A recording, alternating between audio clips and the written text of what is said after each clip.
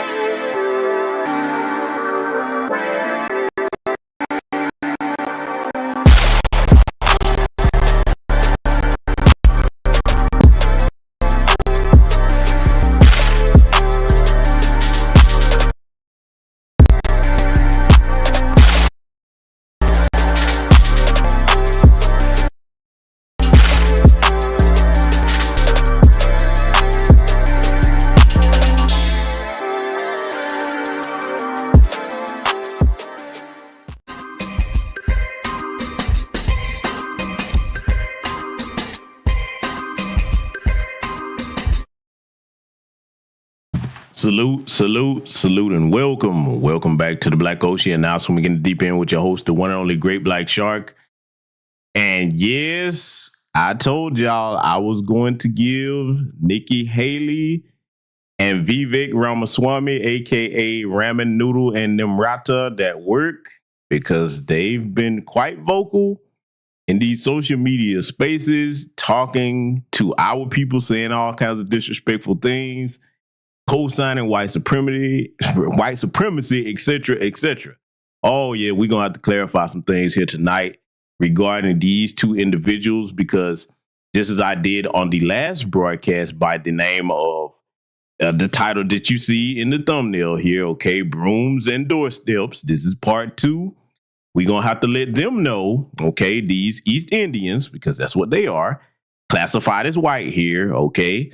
We're going to have to let them know what their priorities should be in their homeland. Oh, we're going to take a trip down to present day memory lane regarding not only Vivek Ramaswamy and Nikki Haley, but Dinesh D'Souza and all the rest of them East Indians that practice anti-black racism and got so much telling us what we need to do that are classified as white. Oh, we're going to get down to it over here today with this. We have to, family, because what you see on the screen here, this is Nikki Nimrata Haley's. This is her family. As you can see, East Indian. Now, I'm going to ask a question, okay, before I greet my esteemed guests in the chat. While you're looking at that screen, does somebody tell me if anybody on either side of that screen, okay, particularly the left side, does anybody on the left side of that screen look like a white person to you? I got to ask the question. Does anybody on the left side of that screen particularly look like a white person to you? Because I'm going to make a point in just a second. And salute to the good brother, Daryl Bledsoe. People already hitting cash out. Thank you very much for that, my brother. Yeah, we about to cook over here tonight. So I appreciate that, my brother, and anybody else that contributes. But does anybody on that left-hand side of that screen look like a white person? Because, see, the reason why I'm bringing that up, let me say this to you, buffer class, tether groups that are classified as white over here when you know you're not European or Caucasian. None of you can dictate terms to us on anything or critique us, because when you throw your lot in with the people that are responsible for devastating your nations and making sure that they have high amounts of corruption and they control them through puppet leaders, okay? You can't tell us anything, because as a collective, foundational Black American freedmen have never sought to assimilate into white society. We don't have the option. They wouldn't let us if we wanted to, okay? But for the most part, the greater majority of us do not want to. Let me tell you something, man.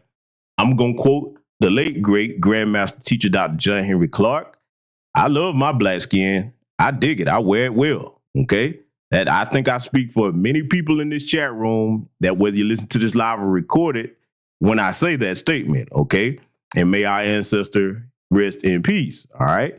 So with them, see, this is why we're always talking about our culture today. Because if you're proud of who you are in your culture, you can never imagine trying to assimilate into them folks. I wouldn't want to. Oh, look, y'all may laugh at this, but I'm going to tell you something, man. If I woke up and I was one of them folks, I would be depressed. Oh, I would hate that. Oh, my God. Look, to make it worse, if I woke up and I was one of them folks by some odd, misfortune, and then whichever body, what I'm saying, them folks that I was put in, they put that mind into my body. Man, listen, dude, I would throw a fit. Boy, you talking about somebody be begging the Most High? Like, what did I do? Put me back in the beautiful work of art that you put me in. I'm serious, man. I got jokes, but I'm just saying.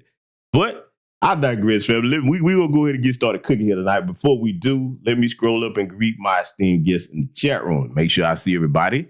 And let me know if you can hear me loud and clear, because if there's any problems with audio, we'll get that adjusted before we get started with the meat of tonight's subject matter. So with that said, I see the sister Stun Z in the building, the sister BG in here, Opal Ivy is in here, Dad Miller TV. That's what I'm talking about, brother. Stay ready so you don't have to get ready.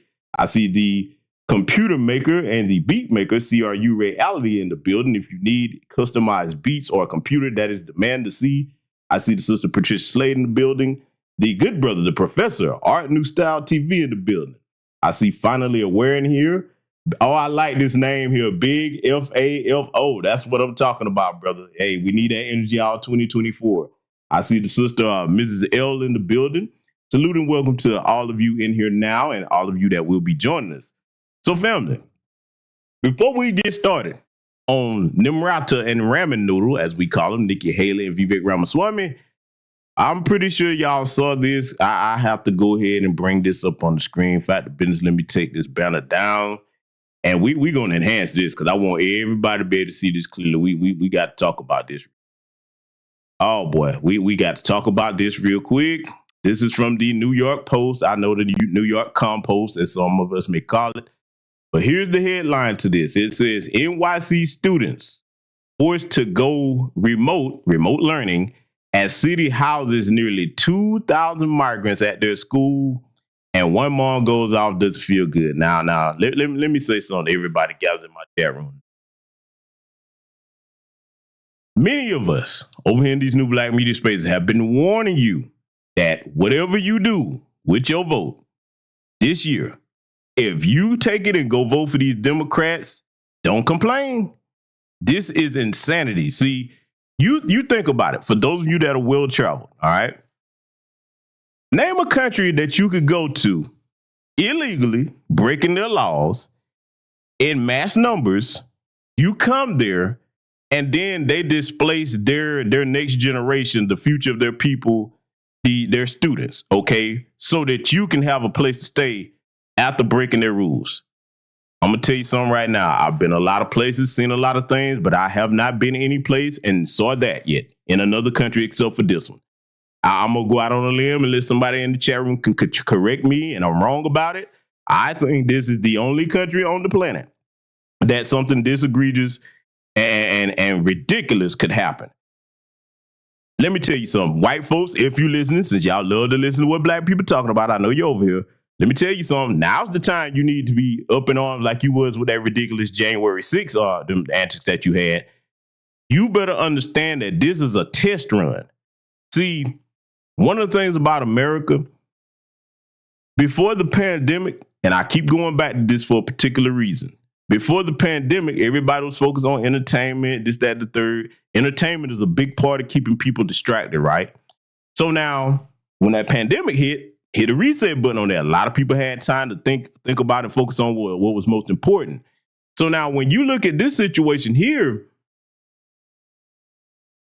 now that things are back up and running, the entertainment is circling, it has kind of dampened down the spirit of the average American. I'm talking about all Americans. Because, see, the first second that this happened, everybody should have been up in arms, whether it was happening near them or not. They should be like, listen, no, what's happening in New York, don't try that over here next. Let's go ahead and get this legislation popping to make this illegal. I'm going to take it a step further. when the first batch of these illegal aliens, we're going to call them what they are, when the first batch of them came marching across that border, everybody should be like, nope, we're not having this. Send them back. People keep talking about where they're going to stay and they need housing. Okay, there's plenty of housing in their homeland because let's be clear. In case anybody thinks I'm cruel about that, I want to make 2 points. One, if you think I'm cruel, show me any of these groups of illegal aliens coming here that in their homeland, they're concerned about foundational Black American freedmen.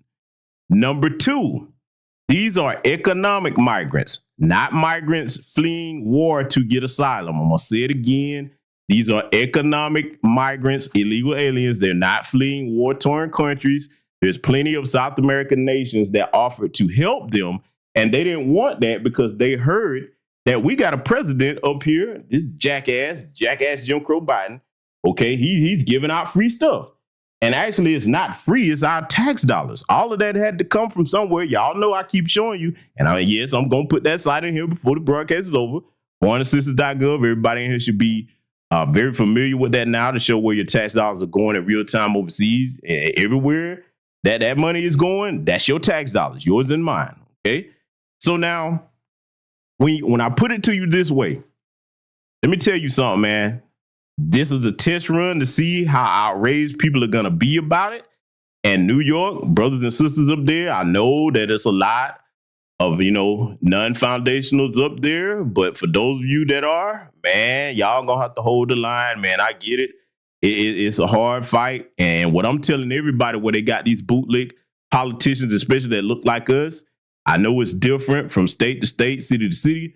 But wherever you have a recall at, option, you need to get exercising that right now. And white folks, I'm talking to you too. This country is going down the toilet bowl under this administration. This cannot be sustained. There's no way. In fact, the business, I'm going to show y'all something, man, regarding this, that if you hadn't seen this is going to set your hair on fire. I'm telling you right now. Oh, trust me. Well, we got a loaded broadcast tonight. Oh, yes. We going to break this thing down from the A-row to the zero, like one of my uncles would say. But see, let me tell you something. Regarding this particular school in here, if you're a parent, you should take particular offense to this because they're putting people that are not even citizens ahead of your children, American citizens, which is supposed to be the future of this nation, not illegal immigrants, okay? That's not the future of this nation. See, people are going to have to stop that being timid about calling these things what it is. This, to me, y'all know where I go with it. This is treason. When you got homeless Americans of every race on these streets and you putting illegal aliens ahead of them and displacing people, you saw what they did to the brothers and sisters in Chicago. They tried to take their field house from them. See, I'm telling you, when we those of us in these spaces with these platforms try to tell you that, hey, look out, this is coming to you next. So don't look at one city and be like, oh, that's just them in Chicago. Oh, that's just them in New York. No. You better understand they start testing things in the major areas and then they work their way across the rest of the nation. Okay. Remember what I told you about that Overton's window method that shows you how an idea in society starts out as unthinkable or unfathomable. And then through several steps, it becomes not only acceptable, but it becomes policy. Okay. Let me tell y'all something, man. We don't have time to play no games. I, for one, here in my state, in my city, I'm trying to do what I can to get that, the right to vote for sanctuary city status on that ballot so we can say hell no and get some legislation in place to permanently ban that. This is ridiculous. I have never seen anything like this all the days of my life. Okay. I got to show y'all something else though. Oh no, we are not done. I'm going to show you something fact of business before we even get into the main part. If you thought what I just showed you was bad, right? You thought that was bad. Oh, you ain't heard nothing yet. I'm going to play this for you all. I'm not going to give no commentary during it because I want you to hear the entire thing so that in case anybody that hears me saying this or anybody else thinks, oh, you just exaggerating. Oh, you just don't like the Democrats. You must be a Republican. Okay. All right. I'll tell you what. You ain't going to be arguing with me. I want all of you in this chat room, listen to this live recorded. Tell me what you're about to hear next. You tell me if you're going to be okay with this or not. I'm going to pause this and let it play all the way through. I ain't going to say nothing until it's finished. In fact, if y'all want to hear it again when it's done, I shall play it again. I'll leave it up to the chat. I'm about to play this. I want you to make sure you got your listening ears on, okay? Take notes on this. Extra room or suite in your home, please consider hosting a family. Safe housing and shelter is our most pressing need. Become a sponsor family. You can contact the Brazilian Worker Center for more information on how you can step up if you're willing to have an additional family be part of your family. If you're a local official, a college president, a business owner, or a faith leader with an available building or space in your community, please work with us to offer it as a shelter site. If you're a social service provider, please consider becoming an emergency assistance homeless shelter provider. Our resources are stretched thin there as well. And if you're a hotel or a motel owner, consider opening it up for emergency assistance. If you're a landlord or a property owner, we can use you too. We can connect you with service providers to help transition families into permanent housing. Everyone has something they can offer. Okay, you heard that, family? You heard that's in Massachusetts now. In fact, just in case, because I know that, when the broadcast gets started, a lot of people are just getting in. I tell you what I'm going to do. I'm going to run it back one more time. I'm not going to say a mumbling word just in case you just now get in here. I see the numbers are starting to go up. I'm going to play this for you one more time because, see, this is serious business. I know a lot of times in these new black media spaces, y'all think we're just being hyperbolic. Y'all think we just got to axe the grind against the Democrats for no reason. No, we are trying to warn you now while there's time to route some of this and do something about it. Because, see, one of the things that I think everybody with common sense in here knows, you don't wait until something gets so bad and when you have an option to stop it, okay? And like I said, I mentioned one option. If you have it available to you, the recall option. I know in some places that you have to wait a couple of months or what have you. But listen, man, everybody that's listening to the sound of my voice, if you claim that you're an American that loves this country, you better get busy doing whatever you can, okay? I'll play this one more time. I want y'all to hear this. Extra room or suite in your home, please consider hosting a family. Safe housing and shelter is our most pressing need. Become a sponsor family.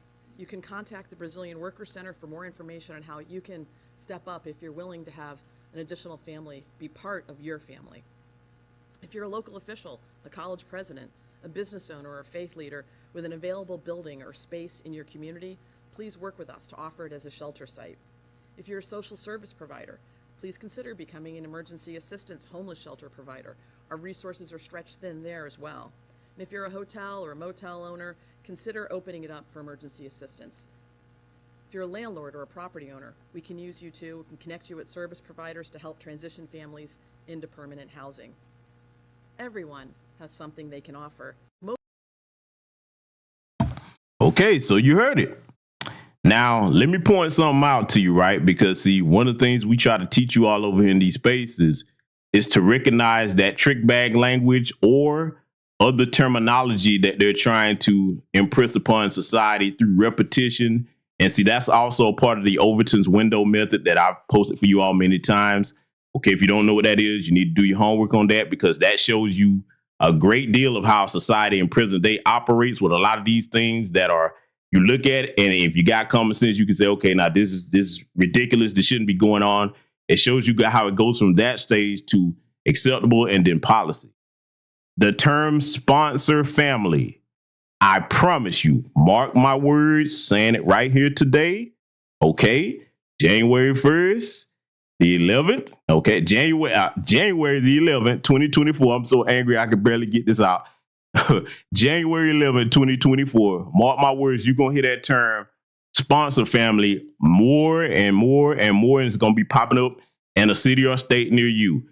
Y'all better get ready to reject that vehemently. Okay, I'm telling you now, this is no time to try to be compassionate. No time to try to, well, what about they going to do? Listen, let me tell y'all something, man. In case any of you are feeling like that, because I know we have compassionate people. First and foremost, you must practice self-preservation. Many of you have probably heard what I'm about to say next before in your families, okay? In order for you to be able to help somebody else, you got to be able to help yourself first, all right? If you don't have what you got going on together, and as a collective in Black society, we don't have it together. We have needs that need to be taken care of. They've leapfrogged ahead of us and given the Asians a hate crime bill. every time you turn around, Afghan refugees have leapfrogged, Ukrainians, okay, they white, they can come in and blend over here. Unless they talk, you wouldn't know who they are, okay? Then they letting everything from south of the border come in here. So it's like everybody's being prioritized above us, okay? The people that should be first in line to be compensated, not just for reparations, but an anti-black hate crime bill and many other things across the board.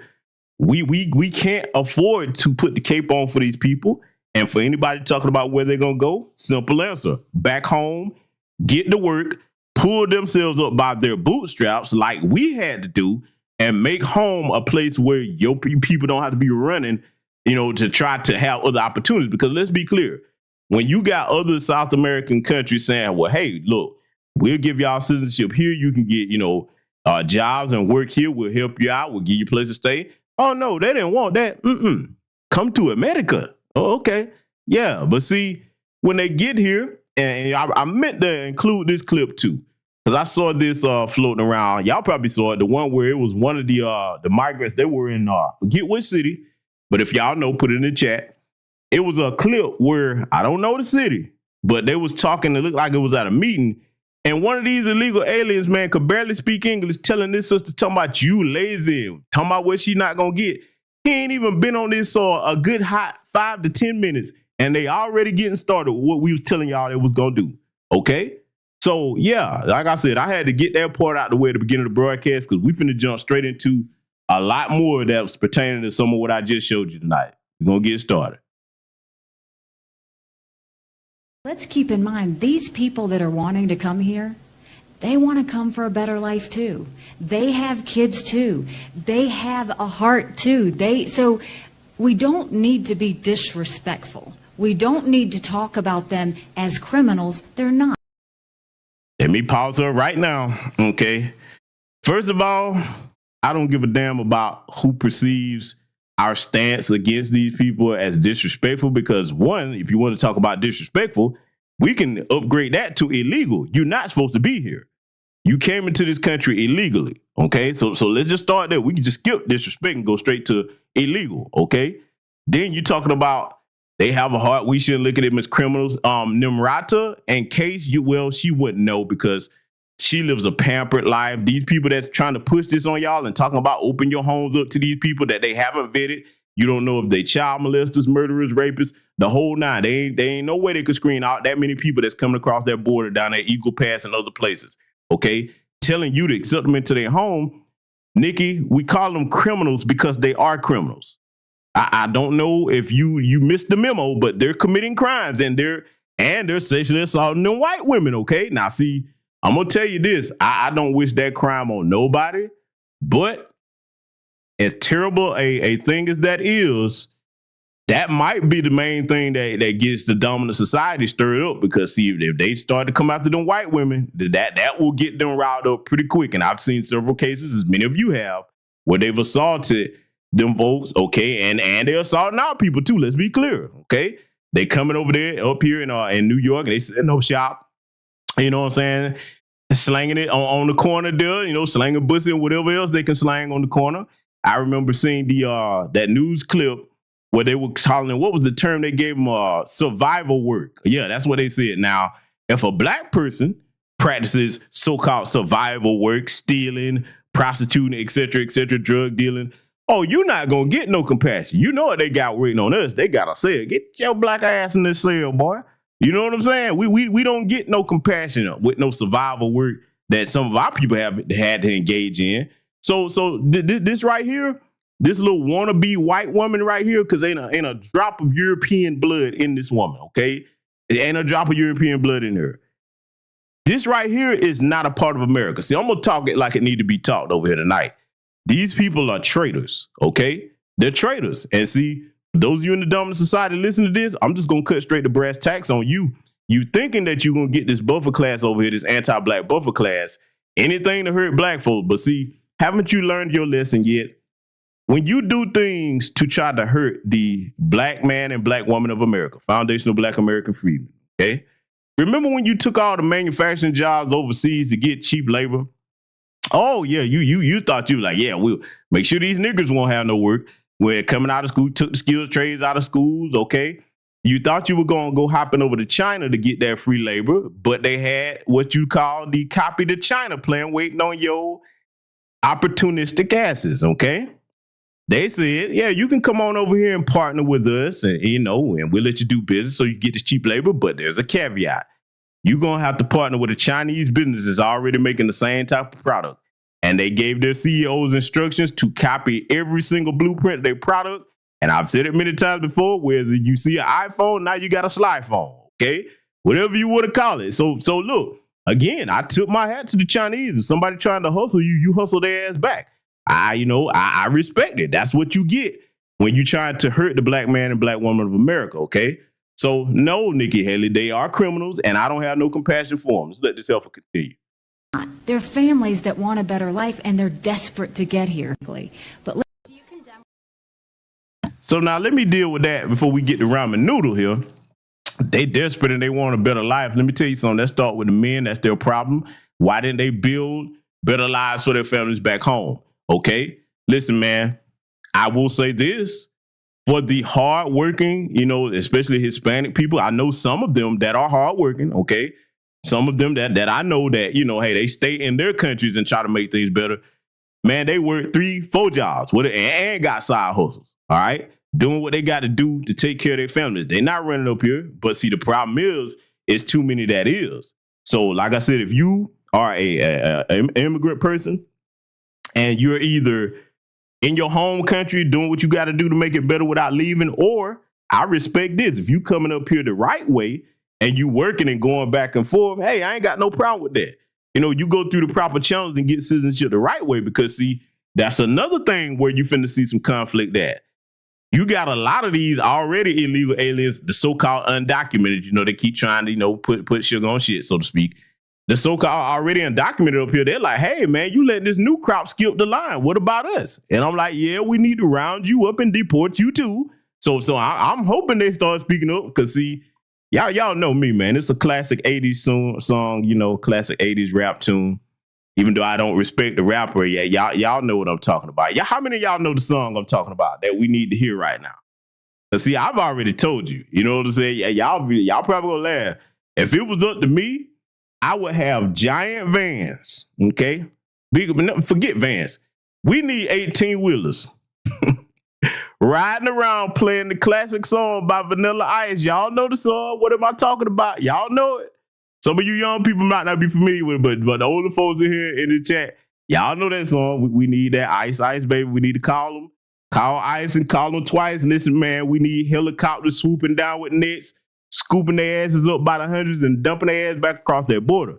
I am not joking, man. This is crazy. Legislation. Look, one thing about it, and I'm going to tell you, I think we're going to get to this point because we still have time to correct this. I think what we're going to see is when people finally catch their snap in enough numbers and they start saying, listen, not only do we want them back out of here, we're going to have legislation passed where this can never happen again. Because see, that's what's going to have to happen. Sanctuary cities are going to have to be on the ballot in all 50 states. I mean, the people, if you're an American citizen, listen to the sound of my voice, you can't take no for that, okay? You can't take no. I'm doing what I can to get it on the ballots here. That needs to be front and center, okay? I'm adding that to my issues. Anti-Black hate crime bill, reparations, no more sanctuary cities, okay?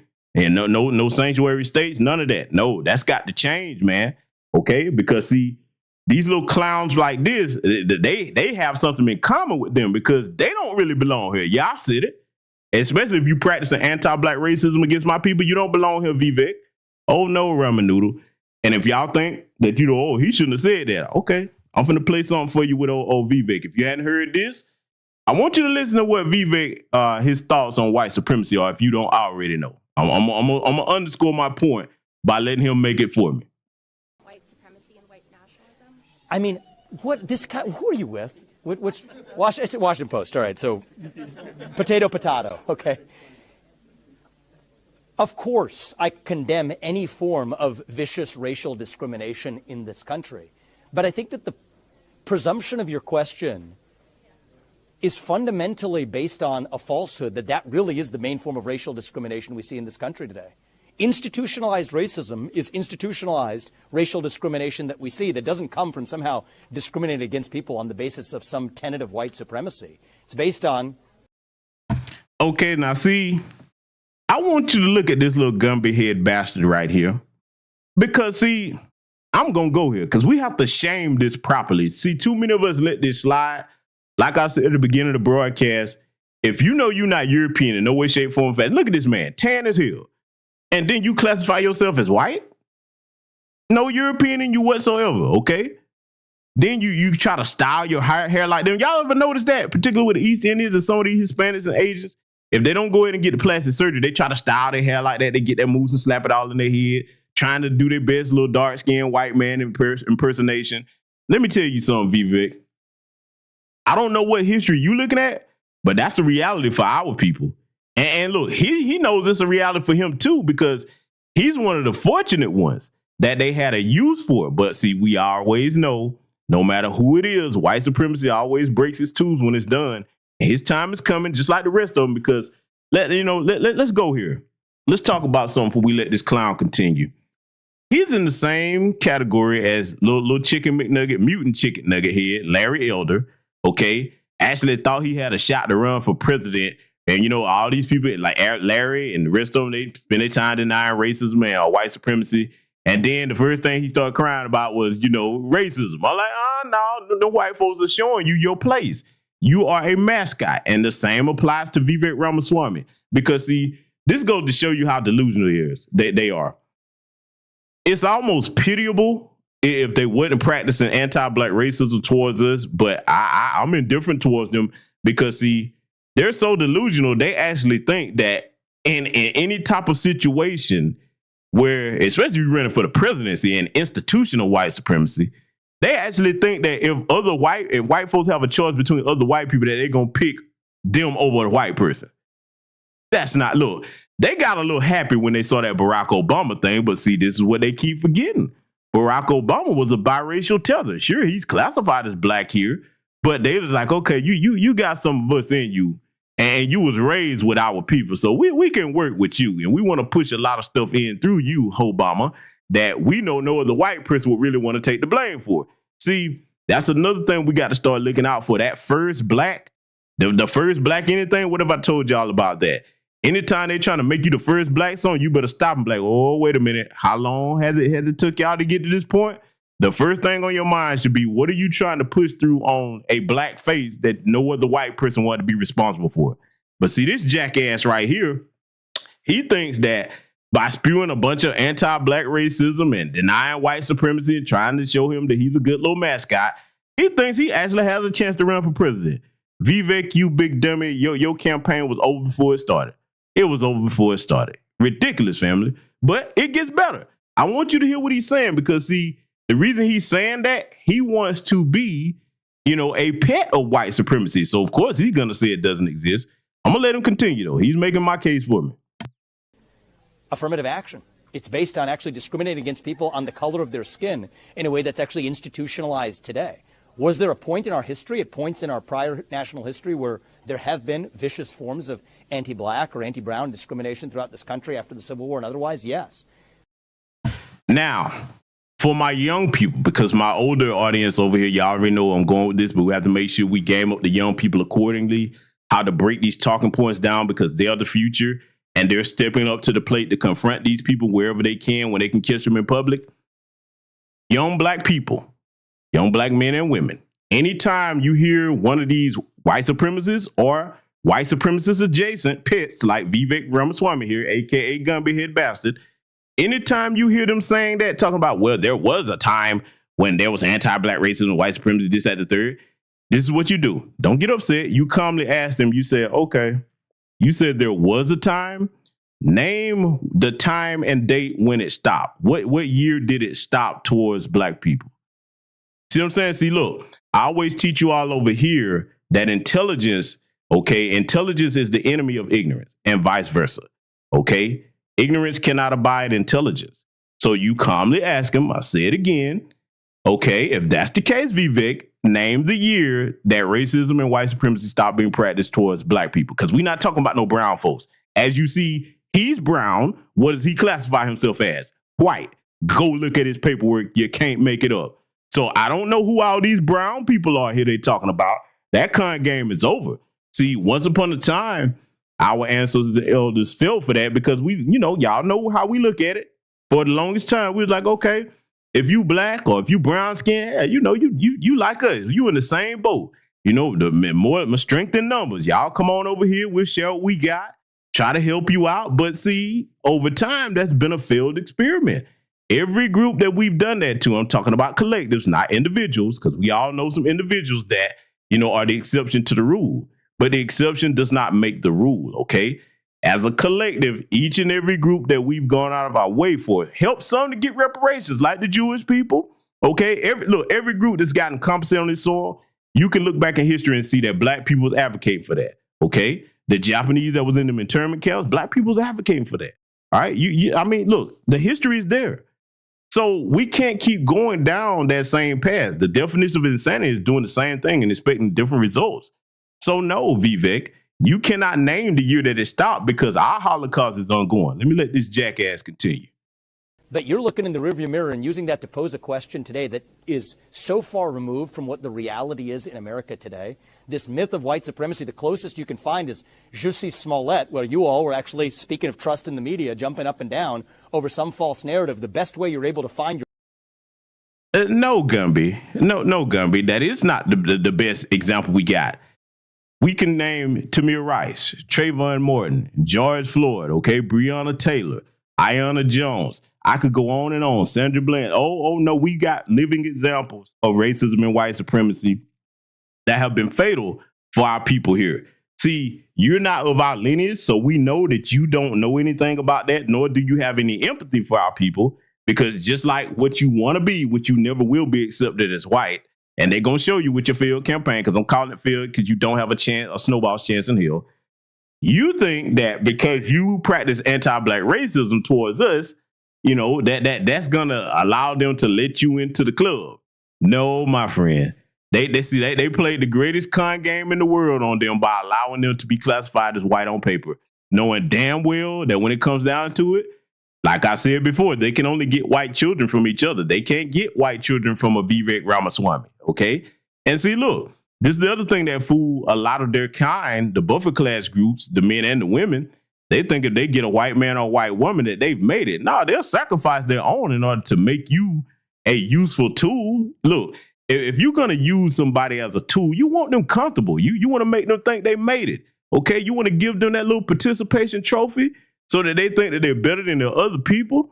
And then and see, this is the sick thing about white supremacists. See, we know it well as foundational Black American freedmen. The sick thing about white supremacy is they let you rise almost to the top.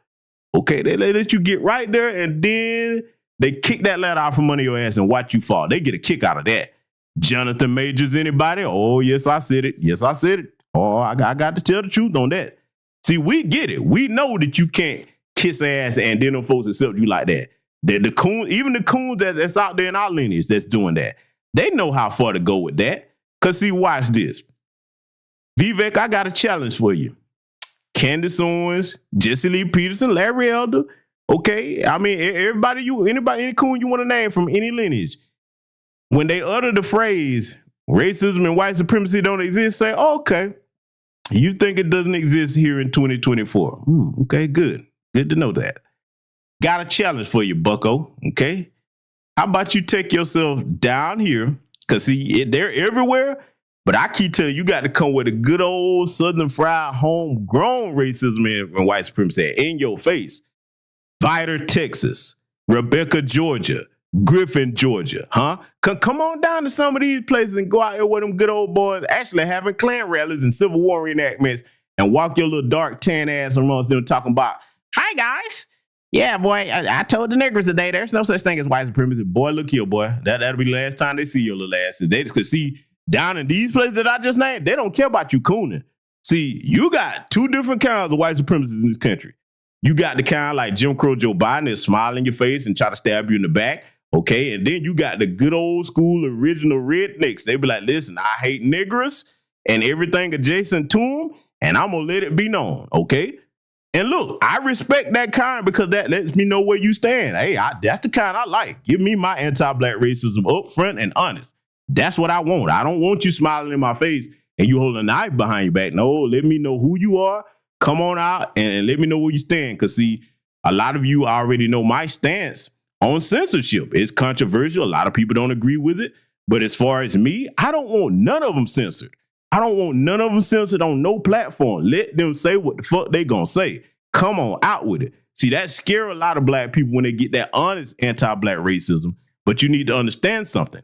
When somebody's direct and straightforward with you, you can't make up any excuses then. You have to accept the situation for what it really is. Okay, so for me, I look at that as like, thank you. Now I can designate you. So if I have to go over here and get what I call, one of my 2A tools that I have, I nicknamed one the piranha for obvious reasons. you might have to meet the piranha. You get wrong and out of line. Okay, that's how I like it. You know what I'm saying, so I'm gonna let Gumby Boy get back to it here. So like I said, fam, we gonna break all this down here tonight. The best instance of white supremacy was a guy who was actually paying his other fellow people to be actually staging something that didn't happen. And so stop picking on this farce of some figment that exists at some infinitesimally small fringe of the American public today to open our eyes to the actual real threats that we face. And I think that it's frankly questions and framings like that that has caused the American public to lose all trust in the mainstream media, I'm sorry to say, for good reason. You didn't say that. First of all, nobody with sense, no matter what lineage you from or race in this country, trusts the damn mainstream media. Look, listen. Y'all think those of us in new black media spaces over here that we don't trust in the black grassroots? You got a lot of white people that don't trust the mainstream media because, look, they know their own people. They know their own people are the best and most masterfully skilled liars on planet Earth, okay? The most skilled. They don't want to take credit for that, but they are. So they know not to trust the mainstream media. This is why I look at silly black folks that when they look at some of these news stations, they go to like the Boule Martin channels. I'm like, the white folks know better than that. You know what I'm saying? See, look, a lot of times, like the same things we're saying over here in these spaces, if a white person say the same exact words that any of us say, then some of our own people will listen to it then and be like, yeah, we were trying to tell you that, But see, let me tell you something, Vivek, I can't wait to see the look on his face when them folks really let him understand that anytime that there's a choice between the real deal of white supremacy and the mascot is never going to get chosen. They're going to teach you to mind your place, okay? And when that happens, you better not fix your face in your mouth to come running over here like the Asians did when they seen that the end of that affirmative action start to hurt them with them college admissions. You better not come back over here. Black people, you were right all along. INB, you know black, I know black, INB, I know black. That's what you got to be. I'm telling y'all, man, all 2024, I'm letting them know. INB, I know black. Especially if you act or say that, you're right. I agree with you. I am not arguing with you. You know black. That means your business ain't my business. Because my business in 2024 beyond is all black. I can't afford to do anything but mind black business. Let me tell you something. Every black person in this room, especially foundational black American freedmen, you need to be trying to win the gold medal and mind your black business all year long, okay? Let this jackass continue.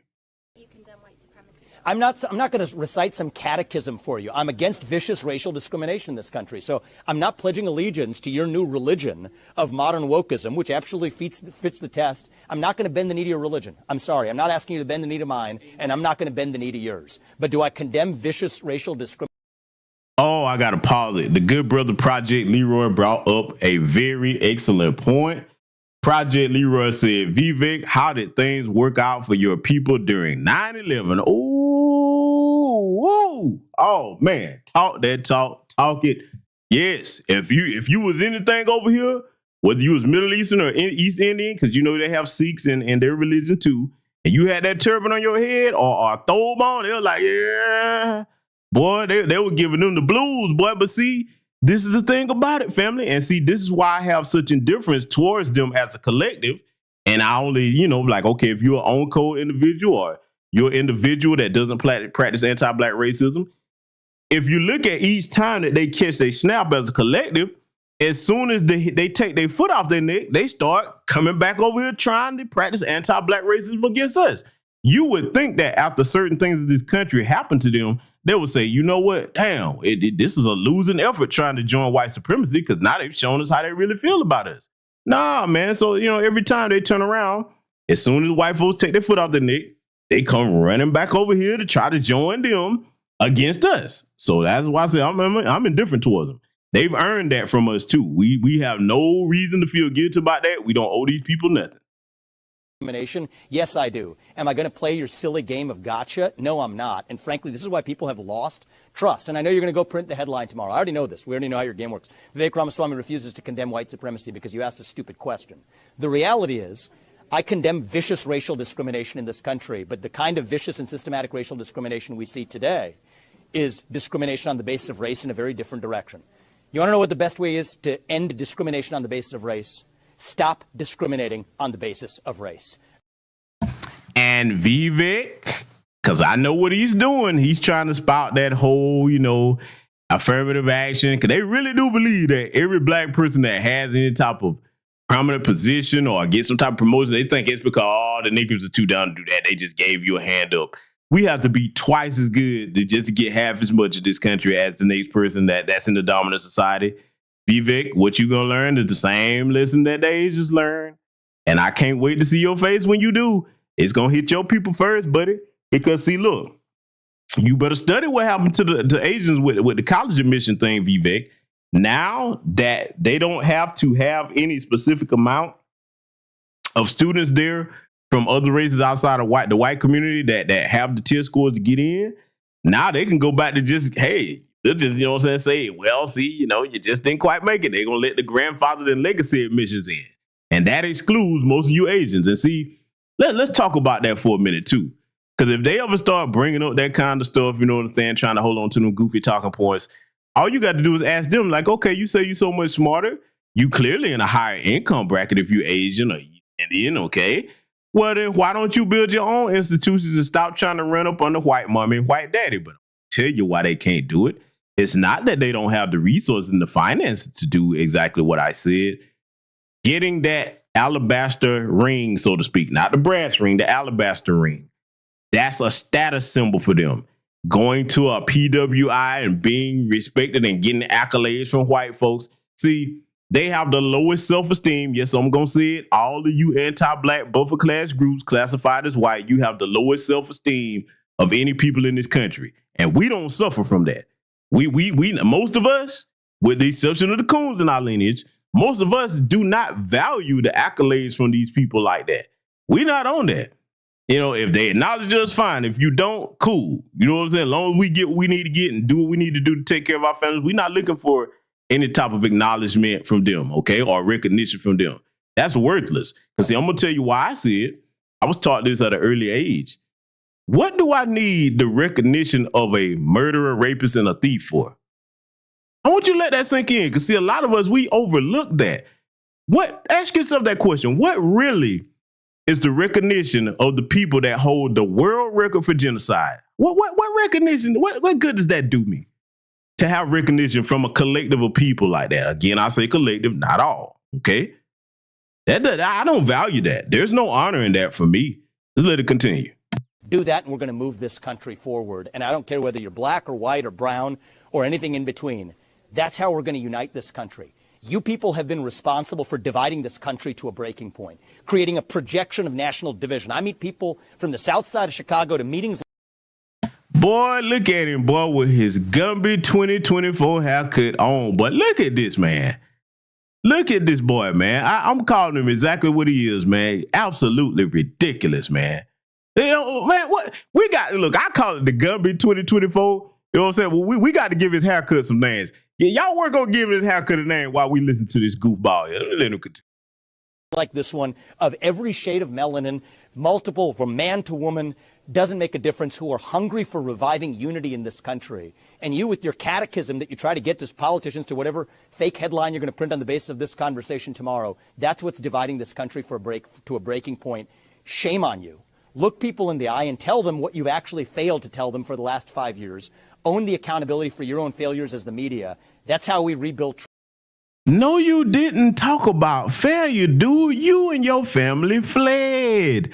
You know what? See, we're going to really have to stamp that on their heads figuratively with iron, okay?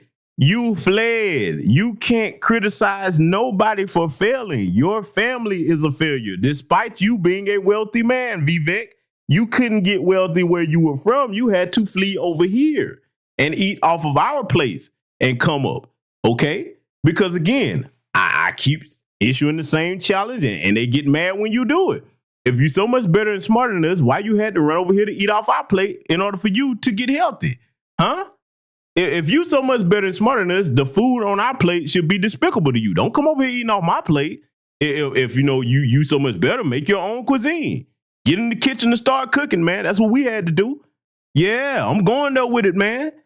The nerve of him, boy, that just made the hair on the back of my neck stand up when I hear them talking about failure. Boy, the audacity. Trust in this country, and until then, I don't have a lot of patience to play the games. What do you expect from at an earlier event, you talked about members of government playing by the same rules as everybody else. Do you condemn white supremacy and white nationalism? I mean, what this guy? Who are you with? Which Washington Post? Yep.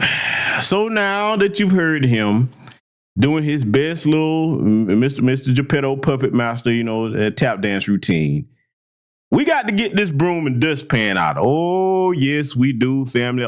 Should we give him the good old quality broom and dustpan that you see on your screen? Because I think this is a pretty good one. What y'all think, right? Because we don't want to hand out poor quality equipment to help them sweep around their doorstep. Oh, yes, I think this is a good one. What y'all think, family? That look like a good quality broom to y'all? Yeah, hold on. Let me let y'all see it. Let me take this banner down. What that look like to y'all? Look like a good quality broom, don't it?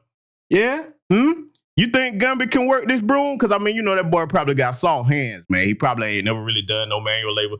Okay, I see Mickey Brooks say yes. Project Leroy, yes.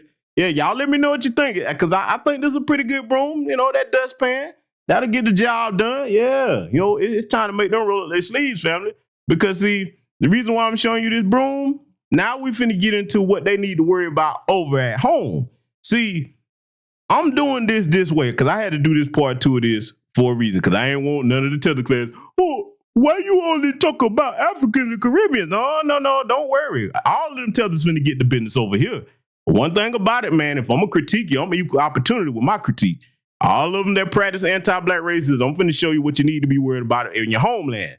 Family, right now, what I'm about to give you, if you looking to give Vivek Ramaswamy and Nikki, Nimrata, Haley that smoke, or you finna have plenty of ammunition, man, make sure when you give them the smoke, hand them one of these brooms, okay? Because they're going to need it to clean up what I'm about to show you here next.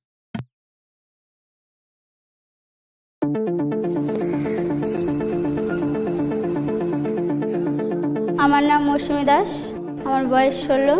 আমার মা বাবা বিয়ে দিতে চেয়েছিল, কিন্তু আমি এখন বিয়ে করব না। আমার নাম সুমিত্রা মণ্ডল। আমার যখন 14 বছর ছিল তখন বাবা মা বলেছিল বিয়ে করে নে। আমি বলছি বিয়ে করব না। আমার বিয়েতে মত ছিল না। আমার মামার বলছে কি আমার তো মা বাবা নেই, তার জন্য বিয়েটা দিলে পরে ভালো হয়। हम दोनों अगर पढ़ाई में अच्छे नहीं होते तो शायद हम दोनों के शादी भी करा देते। This is clear as broad daylight. The arrangers of the marriages, they also know the fact that the child marriage is a crime.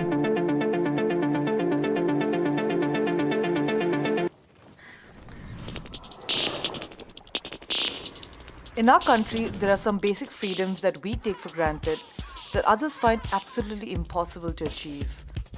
Those fighting for these basic rights face hurdles because of the society that we live in, the age-old traditions that still govern us, and in some cases, laws and legislations that have been put in place.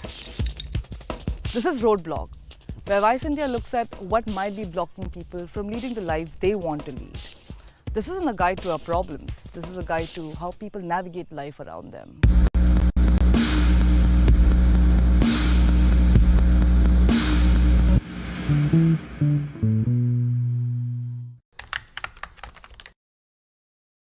That's right. We finna go on over there to Vivek and Nimrata's home state, their home country of India. We finna talk about something you never hear them mention when they come over here, because, once they make it to the promised land to eat off our plate, they just say to hell with their people back home.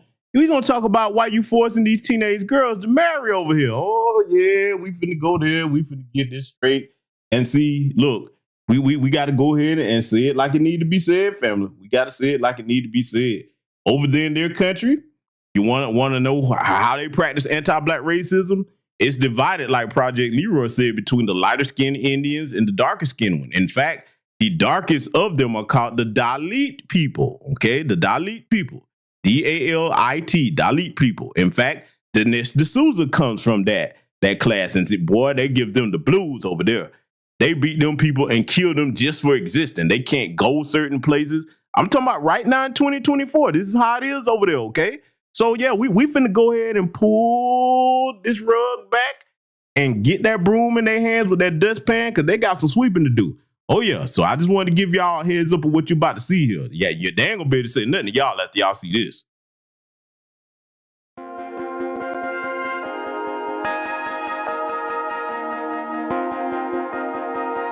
During the days of the British Raj, Malda was known as the capital of Bengal and was famously the English bazaar.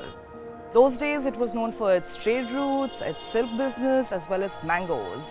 Now it's infamously known for drug trafficking, fake currency, and more importantly, child marriage. Statistically speaking though, in India at least 27% of girls are married below the age of 18. Here in Malda, however, more than half of them are married as child brides. We traveled to Dala, a small village in the outskirts of Malda, where I'll be meeting one of the students, Priyanka. She's just recently turned 15 and seems to be getting pressures already from her family to get married, although she doesn't want to. The school is where we'll be meeting because that's a safe space for her.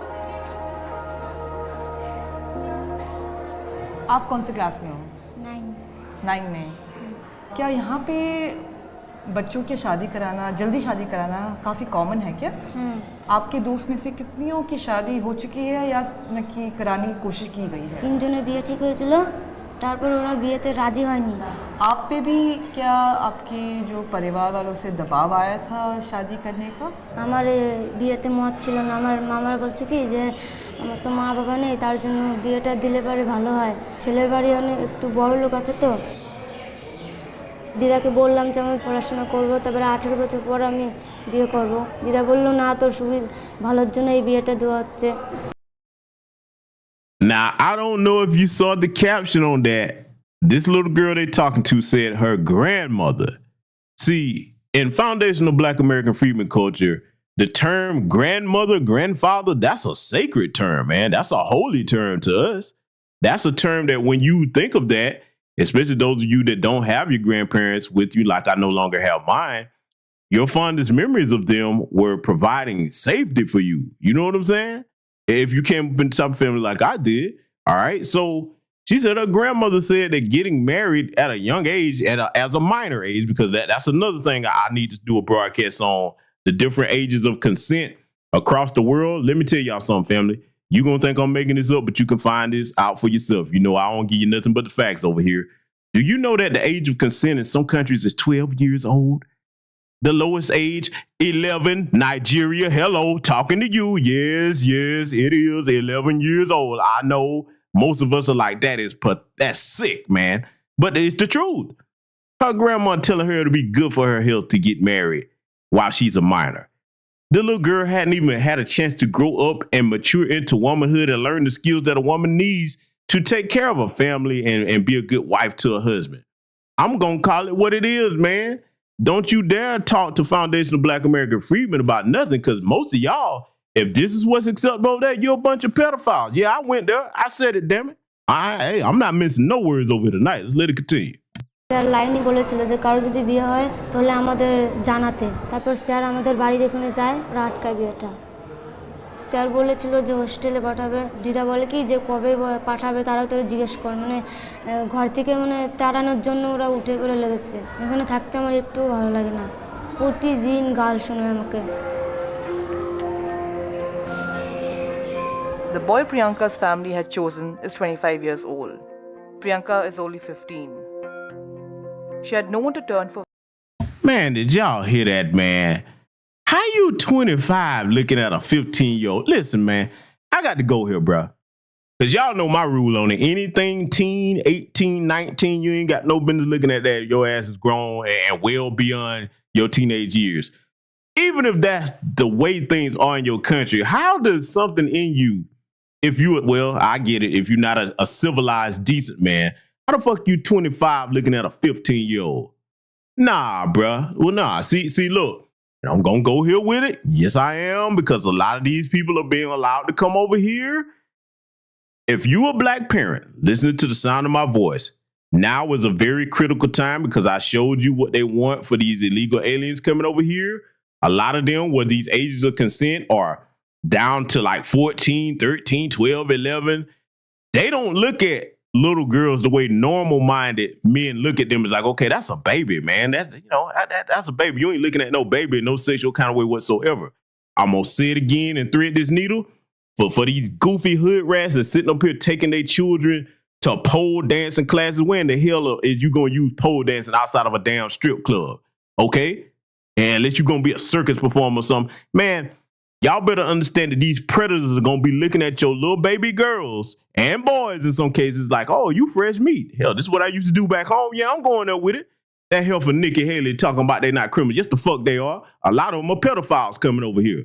Black parents, you better be extra on guard. If you want in one of these cities where they flooding with these damn markets, watch your babies, watch your babies, watch your babies, watch your babies. I'm telling you, somebody got to say this like it is. And see, I'm saying it this way because it's one thing if I just tell you, but I'm going to let you hear it from them and their culture. They going to show you what's going on. It ain't going to be GBS just saying it. Oh, no. I'm going to let you see what it is in their culture and how they normalize this. Because, see, in our minds, when we look at that, it's like, man, what's wrong with you? That's a baby. Nah, they're looking at it like, nah, that's fresh meat, buddy. If I can get to it, I'm going to do it. Let it continue. Help, but the school authorities. I met Joydeep Lahiri, the principal of Dala High School, to understand how deep-rooted the problem of child marriage in Malda is. आपके school में कितने सारे students हैं? There are near 2,400 students. Okay. Both boys and girls. कब शुरू हुआ था ये स्कूल? 1964 में स्कूल स्टार्ट हुआ था. I took over here in the post of HM headmaster in 2010. Just behind the trees, there is a river, and after that there is Bangladesh. So this is a border-facing area, and all the probable vices of a border area, like extortion, like trafficking, like smuggling, all are there. So the girls here are naturally they are vulnerable. As a school, आप क्या-क्या steps लेते हैं कि child marriage को रोका जाए? We have stopped near about 50 marriages so far. There are many cases where we had to break the marriage about to happen, and we went to the spot, called the administration, called the police, and did whatever we could do. Now, let me pause it right here and be fair enough to give gentlemen like this guy right here talking. I give props where props is due for those of them over there that's trying to combat that. Salute to them, man, because hell, if the kids don't have the adults to protect them, they don't have nothing. They're vulnerable. So salute to the people that's over there trying to fight that in their country, but it's just far too many that's with that, man. Like the brother Cool Keys said, a chomo can't tell us nothing. Okay, you a degenerate. You're looking at young girls as if they're grown women. You know what I'm saying? And then not even that, you're looking at them as if they're less than human, because if you think I'm exaggerating about this, just wait till you hear what they're about to start talking about next year. 3 times in a year, we sit with the guardians and tell them about the ill effects of child marriage, both physical and financial. एक तो जो girl child जो premature marriage हो जाते हैं उसको शादी के 1 साल और 2 साल के बाद ही वो कॉन्सीव कर लेते हैं. She begets 2 or 3 or 4 children and her physique is broken down. The husbands of such girls, they don't find interest after some years. They find comfortably another women, and the situation of that girl remains very pathetic, and most of the time the girls have to return to their parents with their children. Now, in case y'all didn't catch what the Indian guy was saying here, basically what he's saying is after they get them and basically, molest them, because these are children. After they molest them and they done had kids by them, when they start getting older, they're like, nah, because see, that's how a sick pedophile mind work. Once the child start getting of age, now they got to go back down to that age where they first got them at. I know it's sick, but that's how they think. This is why I've often said over the years, that is the one thing you cannot rehabilitate. I don't care what nobody say. Y'all seen that goofy movement. Thanks a lot, Democrats. We got to call it out for what it is under them. Y'all seen that goofy movement trying to relabel the chomos as MAPs, minor attractive persons. Let me tell you something. And practice your Second Amendment right. That's all I'm gonna say. All right, y'all get it. Practice your Second Amendment right. Protect your babies at all costs. Your babies are your future and your lineage. You're not worth a damn if you can't protect your children. You understand? So yeah, I just want to break that down. What that sick mindset was. Like I said, once they knocked them up with a couple of kids, and now they didn't start to age out. Now they worth it. They got to go prey on somebody else's child. See, and that's another thing about people always talking about leaving here and going to these other places. Cool, you can do whatever you want. I'm not going to discourage you. But one thing I'm going to tell you this, because I love all of my people. You better do some research on which country you moving to, and you better keep in mind the culture. Again, the culture of these nations. What's the culture of the men? Do they think like this, where they see a little girl and they don't see a baby, or a little boy and they see a baby, they think, oh, fresh meat. Okay. See, these are things that a lot of you people, I'm going to leave America. America's so bad. Okay, yeah, all right. Better make sure you know where you land before you jump. Let's let it continue. We continuously hammer to the girl students. If they become financially self-sufficient, they will be assets in our country. The girls remain dependent to their parents or to their brothers, to their in-laws. 2-3 bar guardian लोग क्या किया, बाहर ले जाके लड़की को शादी कर दिया. वो तो हम नहीं रोक पाते हैं. जी. They also know the fact that the child marriage is a crime.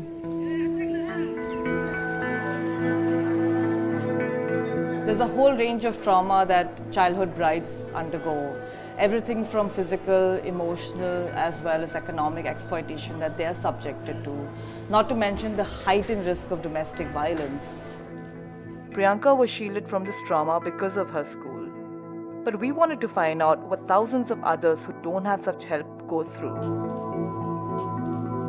I'm here at a school in Budhia to meet Ismora and her mother. She was married off at the age of 14 and had a very difficult time through it. मुझे बताओ, तुम कौन से class में? আমি class 9 में पढ़ी. और उम्र कितनी हो गई अब तक? আমার বয়স 15. बाकी सब लड़कियों की उम्र भी उतनी ही है?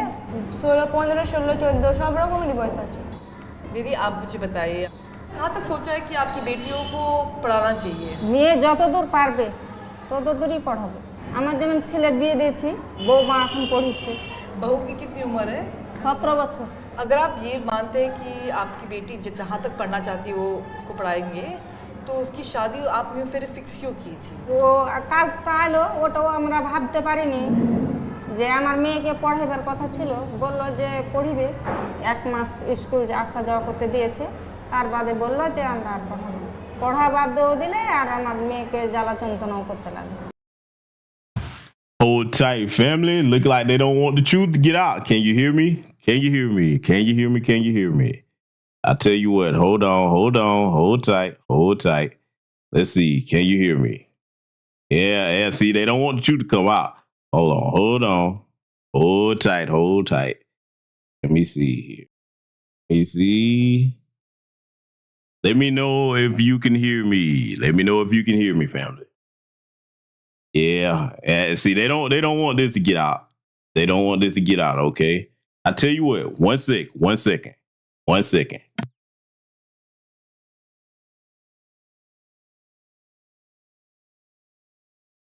Can you hear me now, family? Can you hear me now? Can you hear me now? Let me know if you can hear me. Because I tell you what we're going to have to do. At least we might have to just play the audio. 1 second. I'll tell you what we can do. Now, we're going to get this truth over here. Hold tight. 1 second.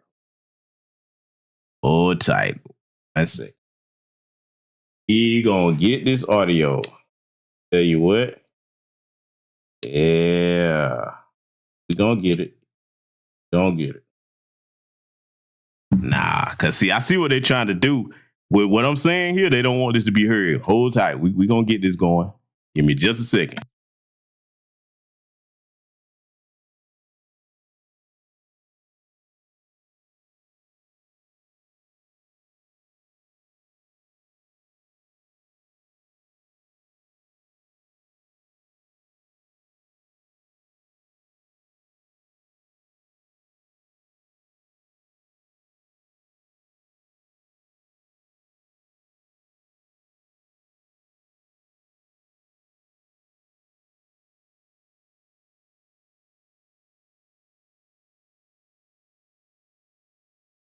Let me know if you can hear me now, family. Can you hear me? Can you hear me? Give me a thumbs up in the chat if you can hear me, okay? Give me a thumbs up in the chat if you can hear my voice. Let me know. Let me know. Okay? No sound yet? You hear me now? Okay, give me a thumbs up if everybody can hear me. Because see, look, let me tell you something, family. Before we get back to this, because I'm gonna let y'all get the truth. I wanted to show it to you. So this is what I'm probably gonna have to do here tonight. Because I had a lot I wanted to show you. I'm gonna play the audio from it, and y'all gonna have to listen and take notes. And I say, you know what? It's a good thing they did that. Because I wanted you to see a lot of this is coming over here, okay? These predators. But it's better that you listen because that sharpens your mind, okay? So this is what we're going to do. We're going to play the audio from this tonight, but I'm going to put the unedited version on Patreon. Y'all know how we got to do it. I'm going to make sure my people get the truth because, see, for me, this is about protecting my people. I don't care about nobody getting offended. One of them at PewTube probably didn't like that because, look, it's under fair use, okay? But that's okay. That's cool. We're going to let y'all hear the audio to this, all right? So we're going to pick up where we left off, where we were so rudely interrupted at. Put your listening ears on and grab a pen and take notes. And like I said, I will put the full version on Patreon.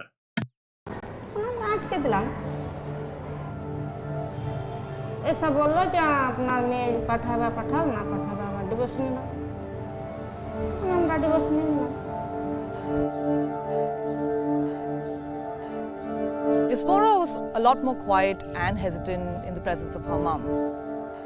So we took a walk behind her school where she told me her side of the story.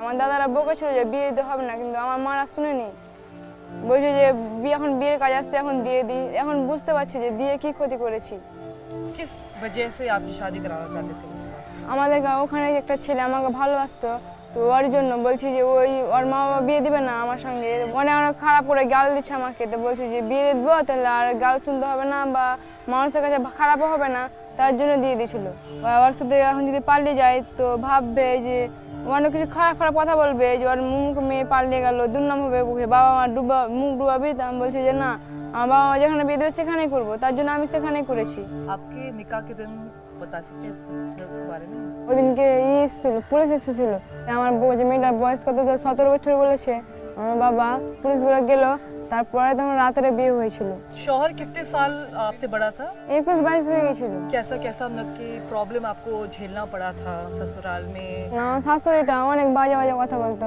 তুই যদি বাদ হয়ে যাস স্যান্ডেলে বাদ করে দেবো আবার নতুন বউমা নিয়ে আসবো তুই তোর বাপের বাড়ি চলে যাচ্ছিস তো আমরা ভালো থাকছি আমার ছেলে ভালো থাকছে তুই আসছিস তখন অশান্তি হয়েছে ছেলেটাও ভালো নয় খালাতে কথা শুনছে কোনদিন বলবো না যে কেন গাল দিচ্ছি তুই বা কিছু করছিস আর আমার সংসারে সন্দেহ করবে যে আমি কারোর সঙ্গে কথা বলছি নাকি इतनी कम उम्र में शादी करके और ये सब झेल के आप पे क्या असर पड़ा है ये सब का আমার মনে ঘৃণা হতো যে আমার I'm going to try to see if I can get away with showing y'all some of what their faces look like because you got to see some of this, man. Because I really want y'all to see how young some of these little girls are, okay? And like I said, it's normal for them over here. And like I said, I'm using the cover of Nimrata and her family because this is their culture. Their failed degenerate culture. Yeah, we're going to go there with it. So I just want to let y'all know. So don't worry about if you can't understand, the language there that they're speaking. They're going to start speaking English in a sec here, but y'all get the gist of it. She's basically describing that her parents, pretty much forced her into that, okay, because, they offered them money. And see, that's another thing before I let this continue. Everybody in this chat room, we know that we have problems as foundational Black American freedmen. We're not perfect.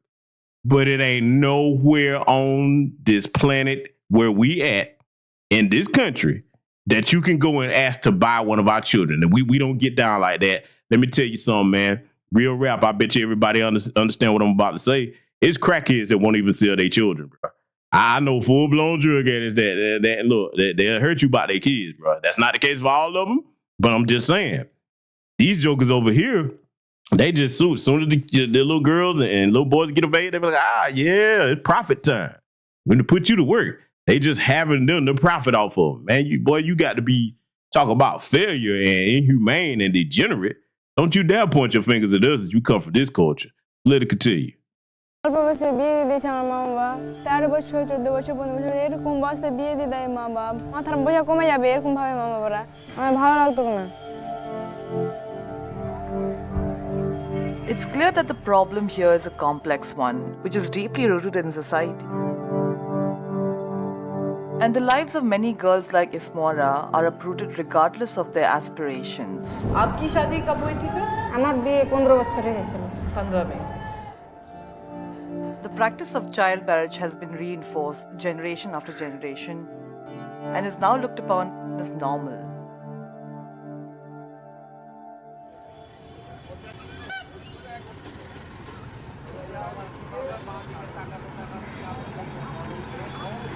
Child marriage has been illegal in India since 1929. In fact, West Bengal was one of the states leading the movement against the practice. Ironically, though, today, this is one of the leading states as far as child marriage practices go.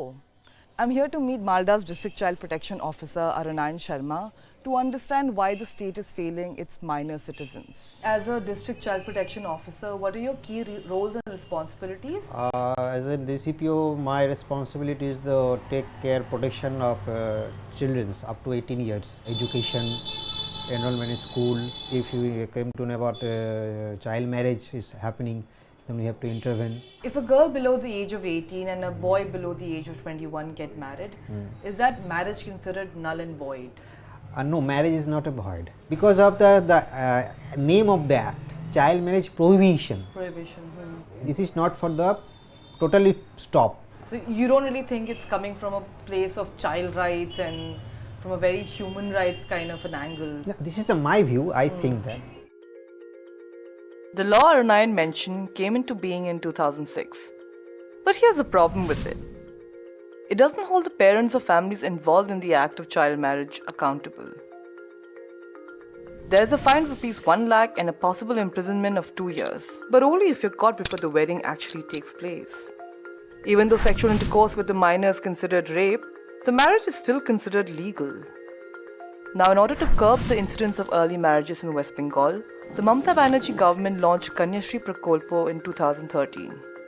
It is a cash incentive scheme designed to promote the education of young girls from low-income backgrounds, right up till the postgraduate level. In addition to Kanyashri, the government of West Bengal also launched Ruposhri, a one-time cash endowment scheme for low-income families for when a daughter gets married when she turns 18.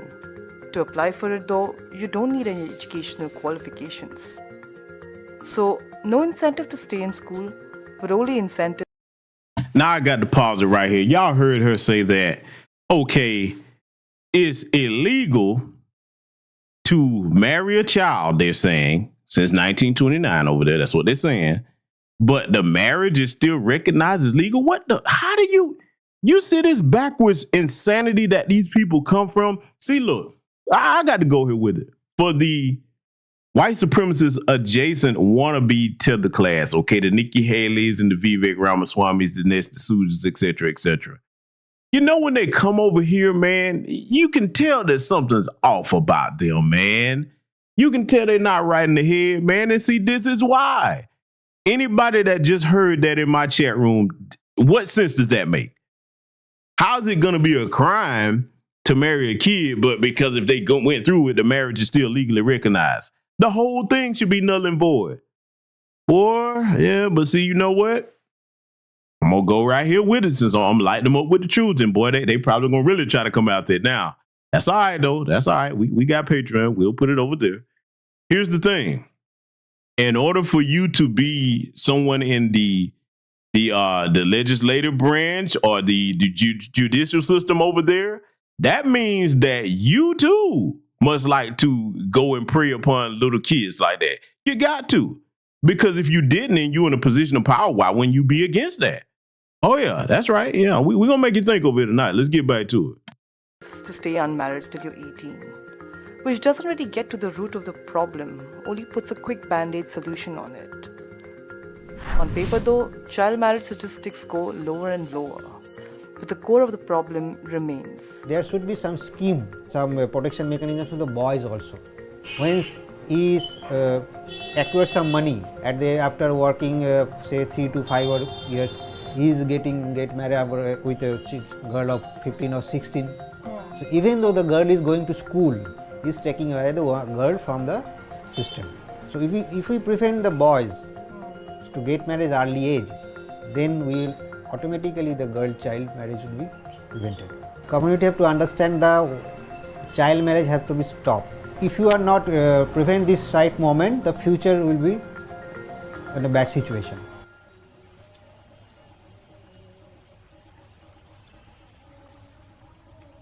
After talking to Arunayan, I kind of got the feeling that the administration at work here is not really equipped to tackle the challenges that Malda poses. These women and these girls are left to fending for themselves and protecting themselves. Something they shouldn't have to do, but that's the only choice.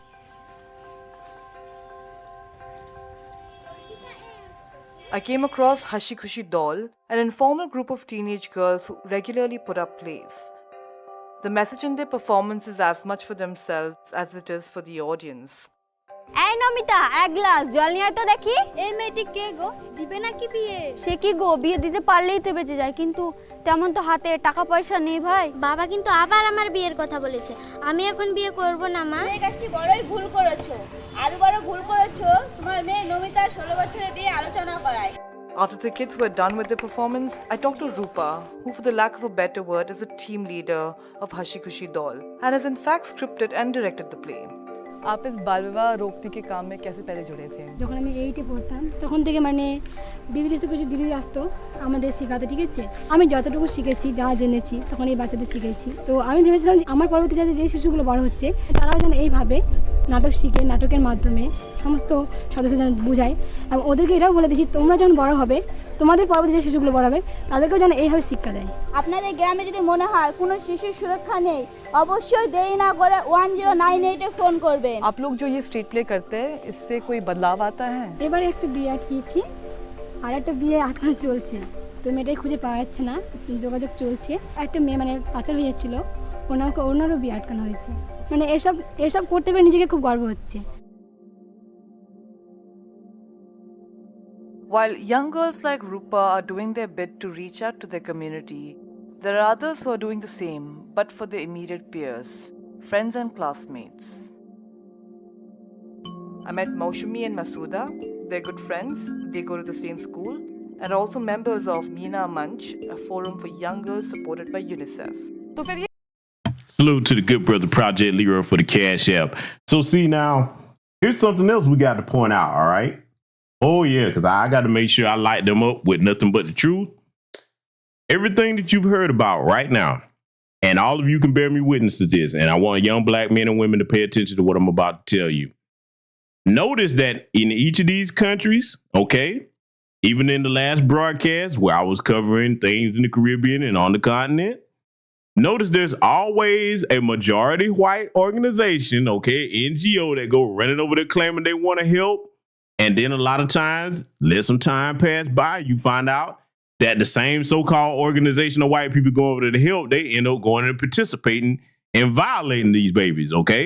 Yeah, and see, so this is why it's very shameful for this health over here on the left-hand side of the screen and our counterpart, Vivek, to be idolizing these people. They go over there and prey upon your people as well.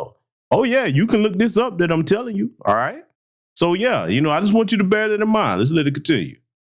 Meena मंच आप दोनों एक साथ ही join किया था? मैंने पहले join किया था, इसने बाद। इसके पहले पता नहीं था कि ये बाल विवाह जो है, चाइल्ड मैरिज और ये चाइल्ड लेबर, ये सब हमें पता नहीं था।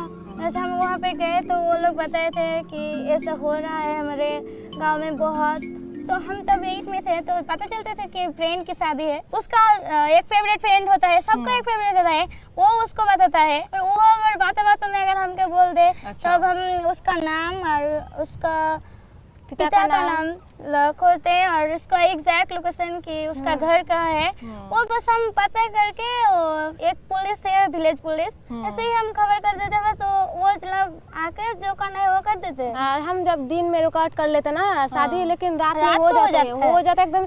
अगर उसके मन में जोर हो तो वो हो जाता है। मीना ज्वाइन करने से पहले क्या सोचा आपने? यही भी आपकी ही की किस्मत होगी कि आपकी भी शादी इसी उम्र में होगी? हम दोनों का पढ़ाई में अच्छे नहीं होता तो शायद हम दोनों की शादी भी करा देती। बट क्लास 8 में थी जब दूर से रिश्ता आई थी, बहुत अच्छा लड़का है, लेकिन लड़का भी बहुत छोटा था, क्लास 11 में पढ़ता था, इतना छोटा।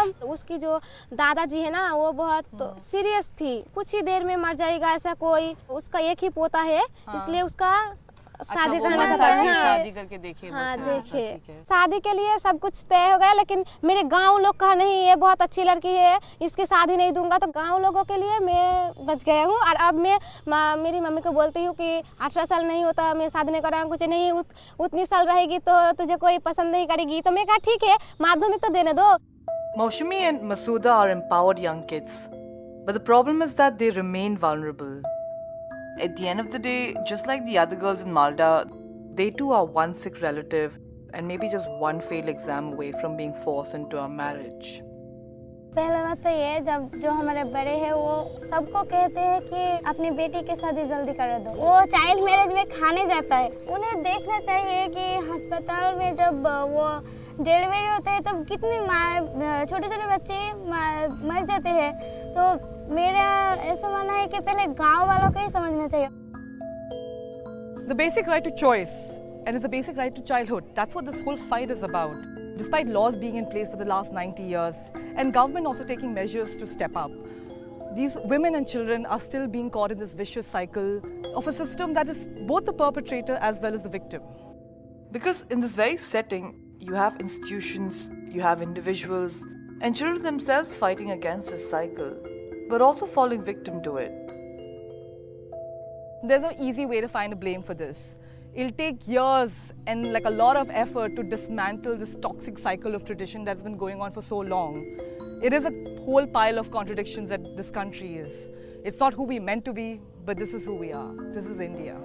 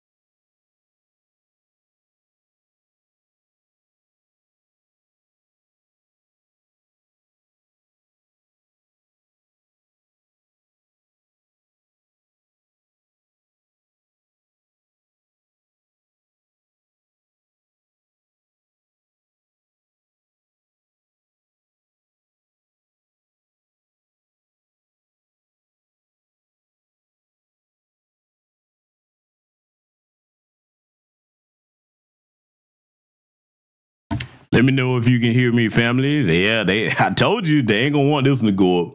We might just have to put the rest of it on Patreon. Let me know if you can hear me okay.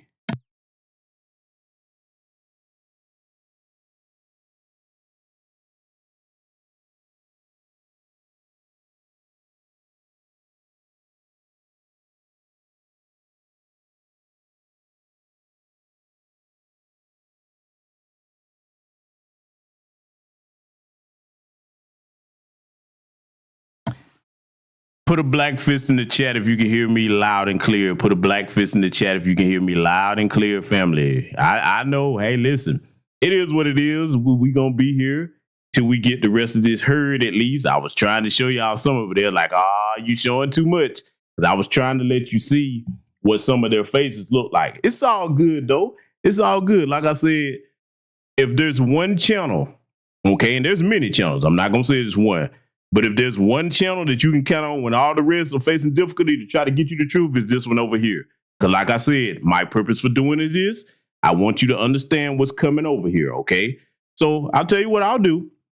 We're going to have to try not to show so much of it, but we're going to get through the rest of this audio, man. And like I said, for those that feel like you didn't get as much from this broadcast as I normally show you, because you know if I'm able to show you over here, I will. It's their platform, their rules. I will put the unedited version on Patreon. I definitely will get to working on that, okay? It'll be up in a couple of days because I got some business I got to take care of here in the coming days. But just know, I'm going to get you the full unedited version of it as soon as possible. So I'm going to let the audio continue to play, and where possible, I will try to explain, what they're talking about when they're speaking in their native tongue. But it's all good, though. We're going to get this truth out tonight.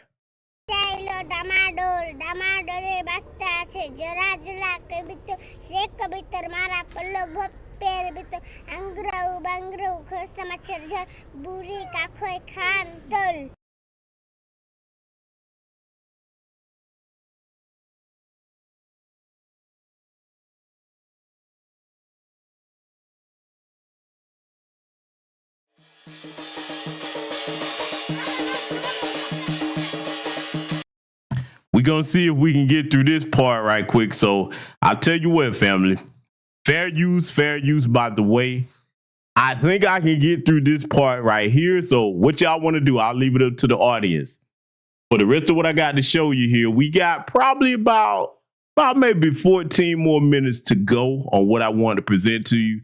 Do you want to just try to go with the audio?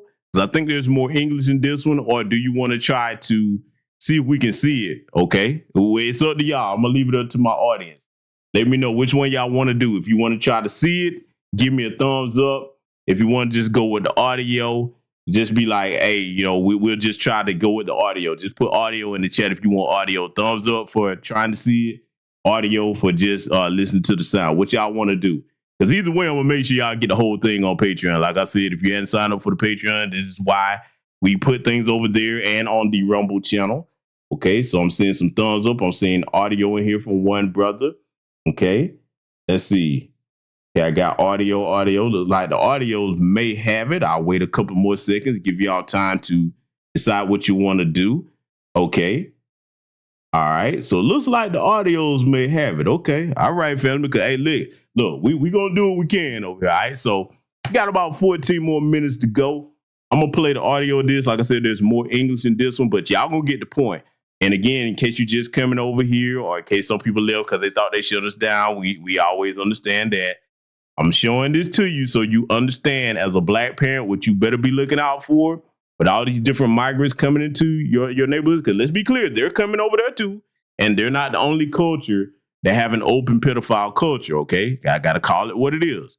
So I want you to be aware that this is in their homeland. If they got that mindset over there, you think they're going to change all of a sudden just because they get over here? You seeing the crime someone committing, so that should let you know that, you got to be on point. Your babies, you all that stands between your babies and them being preyed upon. So we're going to try to play the audio on this, and like I said, where I can explain what's not in English, I'll do that.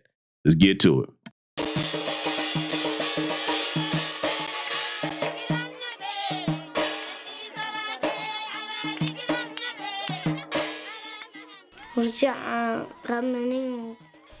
During sex, I was crying and begging him to stop, but he didn't listen. Then he put his hand on my mouth like this. I couldn't breathe, and I was crying, but he used me anyway. And I just cried. My age is 8.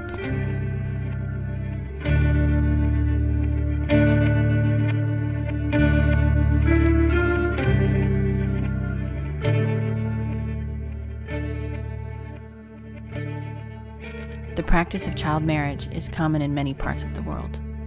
It's not exclusive to any particular religion or society. Despite laws that forbid it, long-held cultural traditions die hard. If the current trend continues, more than 100 million more young girls will be married over the next decade. They were decorating my hands with nugs, but I didn't know they were going to marry me off. Then my mother came in and said, "Come on, my daughter." They were dressing me up and I was asking, "Where are you taking me?" They just said, "Come, come," and then they performed the wedding.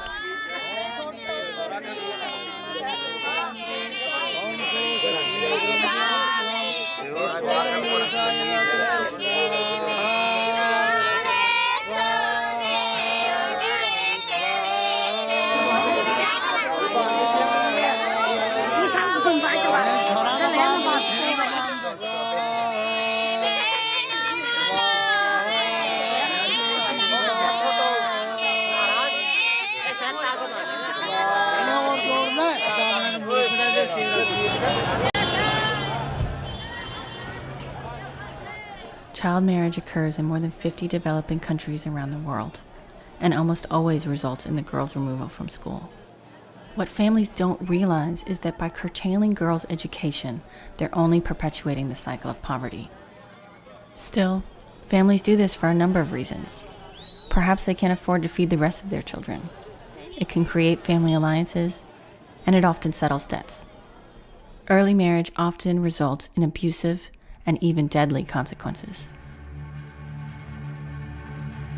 As one Afghan policewoman told me, girls are routinely seen as family burdens, while their male counterparts are seen as kings. She was later murdered by the Taliban.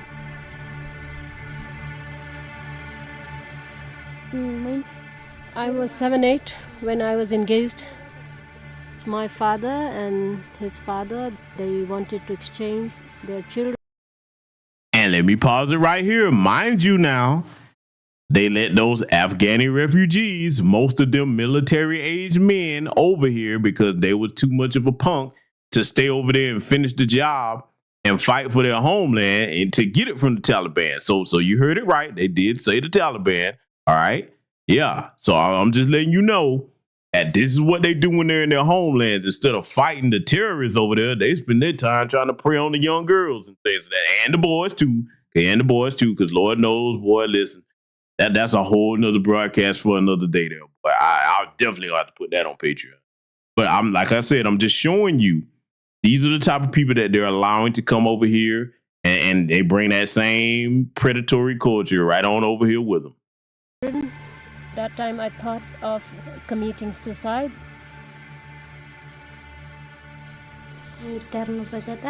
I was married when I was 7 years old. I always say God is punishing me for something. One of the reasons that child marriage continues to prevail is the husband's family and the husband think that when they bring a girl into the family when she's so young, they can mold her to be exactly what they want her to be. And there is this sense that somehow the man is raising this child as his wife. A good wife should be respectful of the groom's family because she's now going to live with them. Yeah, that's right. You heard it right. Good brother Dad Miller TV 7. I say, hey, listen, man, I'm telling you, that's another thing too. I'll tell you what I'm going to try to do when I can get this whole thing put on here without the interruptions. I'm going to try to add the global ages of consent and see a lot of you that are not well traveled. When I show y'all that information, you gonna be like, nah, bro, you lying. But I'm going to tell you something.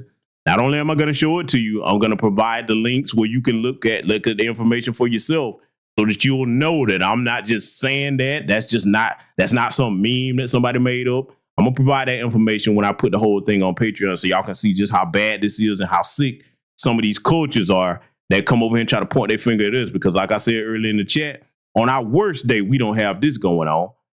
Our 7-year-old, you look, yes, we do have people that try to commit these things in secret in our community, but that's what they have to do it. They can't just do it out in the open. Because I guarantee you, brothers, no matter where you from in this country, if you're a foundational Black American freedman man, are we not all in unanimous agreement that if we saw some nasty son of a you-know-what trying to do something to a 7-year-old kid, boy or girl, would they not get the business? Huh? Would we not give their ass that the holy work of God? Okay? Yeah, I'm going there with it. So, like I said, Vivek and Nimrata, yeah, we're going to talk about y'all people because these are their cousins over here. The ones that's over there in them Afghan refugees, because, see, they're over here as well, and everybody knows that they want to pack them up into our neighborhoods. Be aware of what's coming your way, family. We don't call a woman beautiful by her looks, but by how nicely she takes care of her house and her husband. He was trying to have sex with me, and I was crying, and I kept struggling to free myself from him. He mocked me, saying, "Where are you going to go?" Then he used me. I was a woman exchanged for... Now, I want to pause it right there. I know what you're looking at is somewhat gruesome. Let me further explain, because I know this is disgusting. I know this is hard to hear. And, they've been trying to censor the truth. But, hey, we didn't got this far in it. I got to tell the whole truth. As horrendous as what you're seeing on the right-hand side of your screen is, not only are they child predators, they abuse these babies like that. If they try to fight back, if they try to run away, they will cut them, mutilate them with acid, throwing it in their face. And as you see what happened to this young girl's nose here, I don't even need to say nothing for that. And these demonic monsters will come over here and try to point the finger at us, talking about what we do, baby mamas and gangsters. Listen, you don't know no blood of Crip that have done this to nobody. Listen, I'm not glorifying that, but I'm saying, when the last time you heard about, because they love to talk about bloods and Crips like that's still an issue.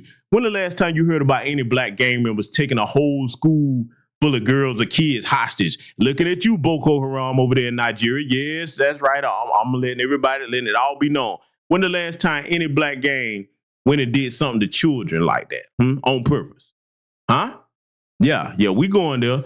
I want you to listen to what they're about to describe about her experience here, right? Because, see, again, I got to go here and add this in it. For a lot of you wenches of Craftington that, like, if you can't get Zaddy, you want to go try to get with East Indian, Asian, or Arab Zaddy, you better understand what their cultures are like, where they're coming from. Am I saying all of them are like that? No, I'm not, because I know plenty that are not. But I also know plenty that are. Because, see, a lot of them, instead of, you really got two different classes at Buffer class. Let me go here before I let this play. You got some of them that, okay, they realize that, okay, this outdated, archaic, degenerate way of barbaric thinking, if I leave my country, I'm going to go somewhere where I can operate under somewhat civilized rules, okay? And then you have some of them that if they leave, they say, okay, I'm going to bring my degenerate, barbaric behavior with me. That's just the truth of it. I can't spare nobody's feelings, man. I got to tell the truth about it. I know what I've seen, and I know what we're going to start seeing over here. This is why I'm trying to warn my people in advance, okay? I'm going to continue to let her explain her experience, man. Brace yourselves. It's going to be hard to hear. Someone else's wrongdoing. My father-in-law and my husband, they were all with the Taliban. My father-in-law took me out of the house to a mountain. I thought they would kill me or behead me. I did not think he would cut my nose and my ears. The blood came over my eyes. I didn't know where the blood was coming from.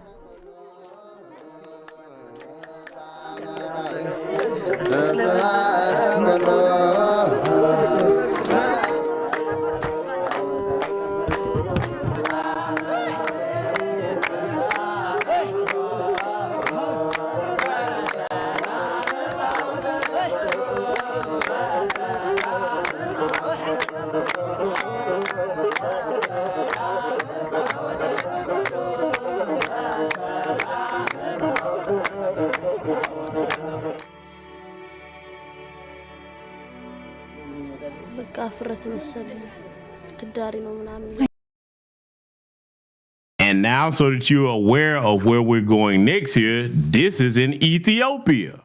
Oh, yes. And this isn't old footage that I'm showing you, by the way. Oh, no, this isn't old. Oh, this is very current. This is within the last 2 years, okay? Yeah, this right here is in Ethiopia. Now, This young lady here that's about to talk, she's 20 years old. I want you to listen to her experience, because you know how a lot of the East African tellers like to come over here and tell us about, oh, we don't have a culture and their culture is so much better than ours, and oh boy, everything back home is just perfect. Oh, okay, all right. Their own people about to debunk that. My friends were not getting married, and it was only me, so I didn't like that. So when I saw my parents preparing the feast, I knew they were definitely going to give me to a husband. So I escaped. I was about 14. The person who gave me a ride, he raped me while we were on our way here. So I was devastated. I regret coming here, and I wish I had stayed with my family because the person who raped me didn't use a condom. And he introduced me to a broker who got me this job as a prostitute. After 15 days, I found out I was pregnant. I started getting sick. I struggled as much as I could and worked as a prostitute until I was 9 months pregnant. Salute to the good brother Black Vulture and Reloaded for the cash app. Thank you very much, my brother. I know it's serious subject matter over tonight, but I got to do this, even though they've been trying to stop the broadcast. Family, again, this is in Ethiopia. You heard her tell her story, right? You got to be a soulless, demonic, low-down, degenerate bastard to do that to that baby. She trying to escape the hell that she know her family about to sell her to.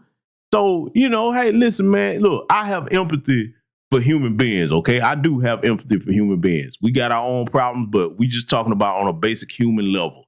She's trying to do what she can as a minor to escape that horrendous situation her parents about to put her into. The ultimate betrayal of a child is for the parents to do something to them because they rely on you for protection, especially as minors. So she runs away, and the low-life filth that stopped and gave her a ride assaulted her. I hope that son of a bitch is rotting from the inside out slowly. I really do. And I hope it's painful. Any one of them doing that, anybody doing that to a child anywhere, that's exactly what you deserve, man. I can't even go into detail about what I would do to fix that problem. Y'all done heard me talk about it before. I'm just making the point that we're not like that, family. I don't care what nobody say. Most foundational Black American freedmen men do not think that way. We don't think to prey on no damn children like that. We don't. And that's that, man. That's beyond us, man. That's look, this is why a lot of times we can't, vibe or gel with them because look, man, look, brothers, watch this. Why let this play? How many times have some of the men in my chat room, no matter which part of this country you live in, how many times you been around somebody and you get that vibe like, man, something ain't right with this dude, man. You know what I'm saying? I mean, you can't quite put your finger on it, but you can tell something is a little off. Y'all feel me on that, brothers? Y'all feel me on that? How many times have you been around somebody and you be like, man, something about this dude just rubbed me the wrong way. And then you mess around and you start and you find out a couple say, oh, see, that's what it was. Because look, I'm just going to say it, bro. They give off a different spirit than the average normal human being. They give off a different spirit than us, brothers. I believe that, man. Because I can feel it. I'm telling you, man. And look, somebody in the chat room earlier mentioned the brother Bupak Shakur, rest in peace to him. He was one brother out here by himself trying to fight these goddamn pedophiles over here in our country. See, that's what we do. Much rest in power to that brother. He was somebody trying to make a difference. He just should have had a team with him, man. Because I hate how that brother, got shot that way, man. He was out there trying to do something to make a difference. And see, those are the people that I respect. The people that see things going on where they're at in their community and say, you know what, damn it, if nobody else don't do something, I'm going to try to do what I can, even if I have to stand one against many. That's integrity. That's what's in our bloodline as foundational Black American freedmen. We don't have this demonic mindset within us for the most part. We don't, okay? And it's not tolerated when we find it out. So I just had to point that part out, but I'm going to let her continue on with the story. There's not much left. I know, family, it's been hard to hear this, but somebody got to put it out here like it need to be put. We got to tell the truth about it. Let it continue. In some cultures, there's this myth that by marrying young virgins, AIDS will be cured. Many times they start having sex immediately because they have no control over the situation. The husband is the one who rules. Older men who have sex with younger girls tend to have sex more frequently. I don't know how children are made, but they get pregnant and they deliver a baby. They carry it inside their stomach. Then they deliver and it comes out a baby. I didn't want to get. Now I'm gonna pause this because see, I'm stopping it so I can show you not only where this is, because this is still in Ethiopia. Okay, look at this age. This baby is 14 years old. Who's about to tell you her experience next here? 14, man. 14 years old. I'm gonna tell you something. I don't give a damn where you at on the planet. I don't care what's supposed to be customary where you from. If you don't have the God-given spirit and common sense and decency that I believe the Most High put in all of us to recognize the difference between babies and grown women or grown boys, you can't stand footing next to Foundation of Black American Freedmen and chastise us about a damn thing in our community. But that's one thing that most of us that was raised decent, we don't put up with that at all. 14 years old, family. I want you to hear this. Pregnant because I was very small. I wanted to wait until I am old enough. Is she worried that she won't make it through the birth?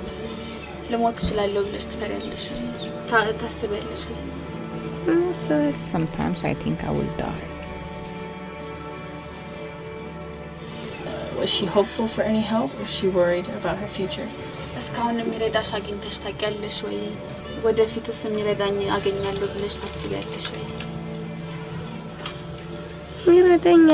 I have never got help from anywhere until now.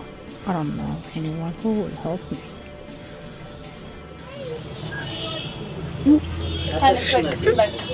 በቃ ጨርሰናል። እሺ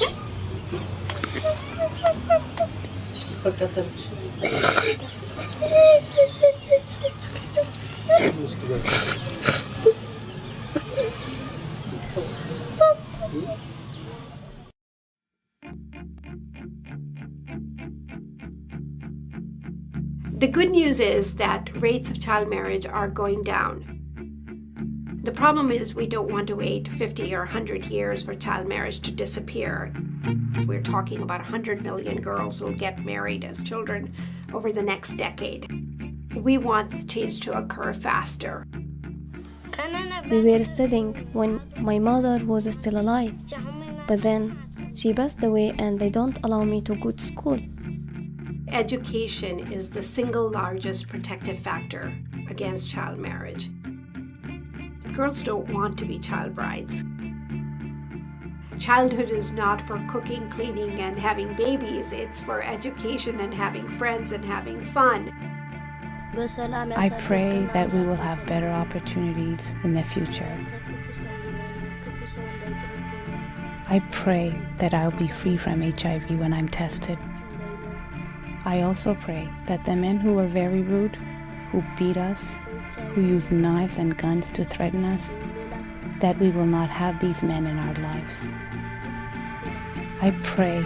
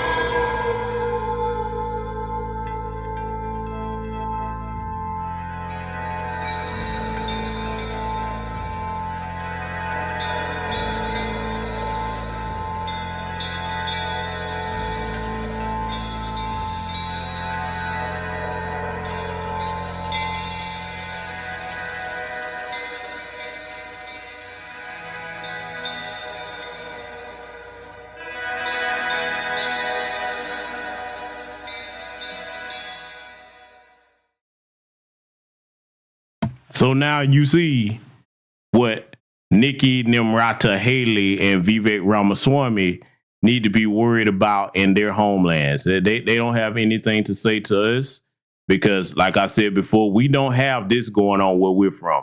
We don't have this type of open child predator culture. We don't have it at all. And see, for those of them that come over here and they forget where they're from, we have to remind them that, hey, listen, this is going on in your homeland right now today. I hate anything happening to a child, any child. I don't care what lineage, what race you're from. I hate anything happening to a child. To me, that's one of the things that I know for a fact and believe in my heart. I'm a man of faith. I can't expect everybody else to be the same here. I don't know what your religious backgrounds are, but I am a man of faith. And that's one thing I believe, that the Most High will level the most harsh and brutal punishments upon you for that. And rightly so, because for those that have somewhat Christian beliefs or what have you, we're taught that we were made in the image of our Creator. And God does not have that within him. You cannot be human, and you damn sure can't not be attached to the Most High. If you think that some of the stuff that I showed you here that's normalized over there, if you think that that's okay or that's right, okay? Particularly as the men, we're supposed to be the protectors and the great trees and the shelters that provide safety and security for everybody up under our branches, okay? That's what the job of men is supposed to be, all right? And what I showed you over here that was preying on the children, that's the furthest thing from manhood, period. And I'm saying that to say this. You're not nowhere near manhood, and that means that you don't have the right to come over here and criticize foundational Black American freedmen. You are not qualified, and you damn sure don't have anything connected to the Most High if that's a part of your culture, okay? So, family, I showed you what I could in this broadcast to let you know what Jim Crow Joe Biden has got coming over here in large numbers, not vetting these people. You're going to see a lot more of these crimes committed. But first and foremost, make sure that if you're a Black parent, protect your babies. We need to be coming together. I understand everybody's family situation isn't perfect, but y'all going to have to come together to protect these babies, okay? You're going to have to. You all they got. And they deserve to be protected and safe in their own homeland, okay? They don't deserve to be threatened because some sorry military-age bastard from another nation going to come over here and bring their degenerate failed culture and prey upon our children, okay? So, family, I brought you the information as best I could. Like I said, I'm going to do my best to get the unedited version on Patreon in the next couple of days, and I'm going to add the ages of consent around the world so that you see just how bad this problem is with a lot of these degenerate cultures. So thank you to everybody that contributed to the broadcast. Take care of your families. Remember that we are a great and mighty people as foundational Black American freedmen. Salute to everybody, Black first, and I will see you all in future content. This is the 50th anniversary of hip-hop, and we still have a lot of discrepancies as far as the origins of hip-hop, a lot of claims, who did what, who was the first this, who was the this and that, and such. But at the end of the day, we need a definitive story, all right? And that story can only be told by the founders of this culture. Like everything was being driven and influenced by young, Black, American culture. Like the slang, the style of dress, the initial music that we chose. You look at all the boroughs, you got, money making Manhattan and money earning Mount Vernon and Crooklyn. The Bronx was the boogie down Bronx. We was partying up there. I am Coke LaRock, the first MC of hip hop. First cat to pick the mic up. I introduced rapping to the turntable because when I came with it, nobody in the world was doing it. I'm right after Rudy Ray Moore. They want to come in the mix, they want to say, we started. No, you didn't. No, you didn't. No, you didn't. What came to be known as hip hop was solely an African-American creation. What would you get out of some Jamaican toast? What is that? I've never heard of a rapper use a Jamaican toast or a Jamaican fleur as a rhyme. I'd never heard of it, and I don't know where that myth came from. My name is legendary King Trixie from the Bronx, BX from the West Side. I am the first break dancer. That narrative that hip hop has had 3 founding fathers that's been rolling for the last almost 30 years, which isn't true. You don't have just 3 people who created hip hop. Hip hop was created by a number of different people. I am the grandfather, the godfather of the graffiti culture. I am the first element of hip hop. The roots of hip hop being Jamaican, absolutely false. My name is MC Shara. I am a founding member of the MC/rap culture. Cassette tapes was the internet of our time. It just traveled around by hand. I know for a fact that the B-boy stand started from the guards, the 5%ers that would be at the jams back in the days who were acting as security. If they get the real truth of how it all was created, then so many lies would not be able to be in existence.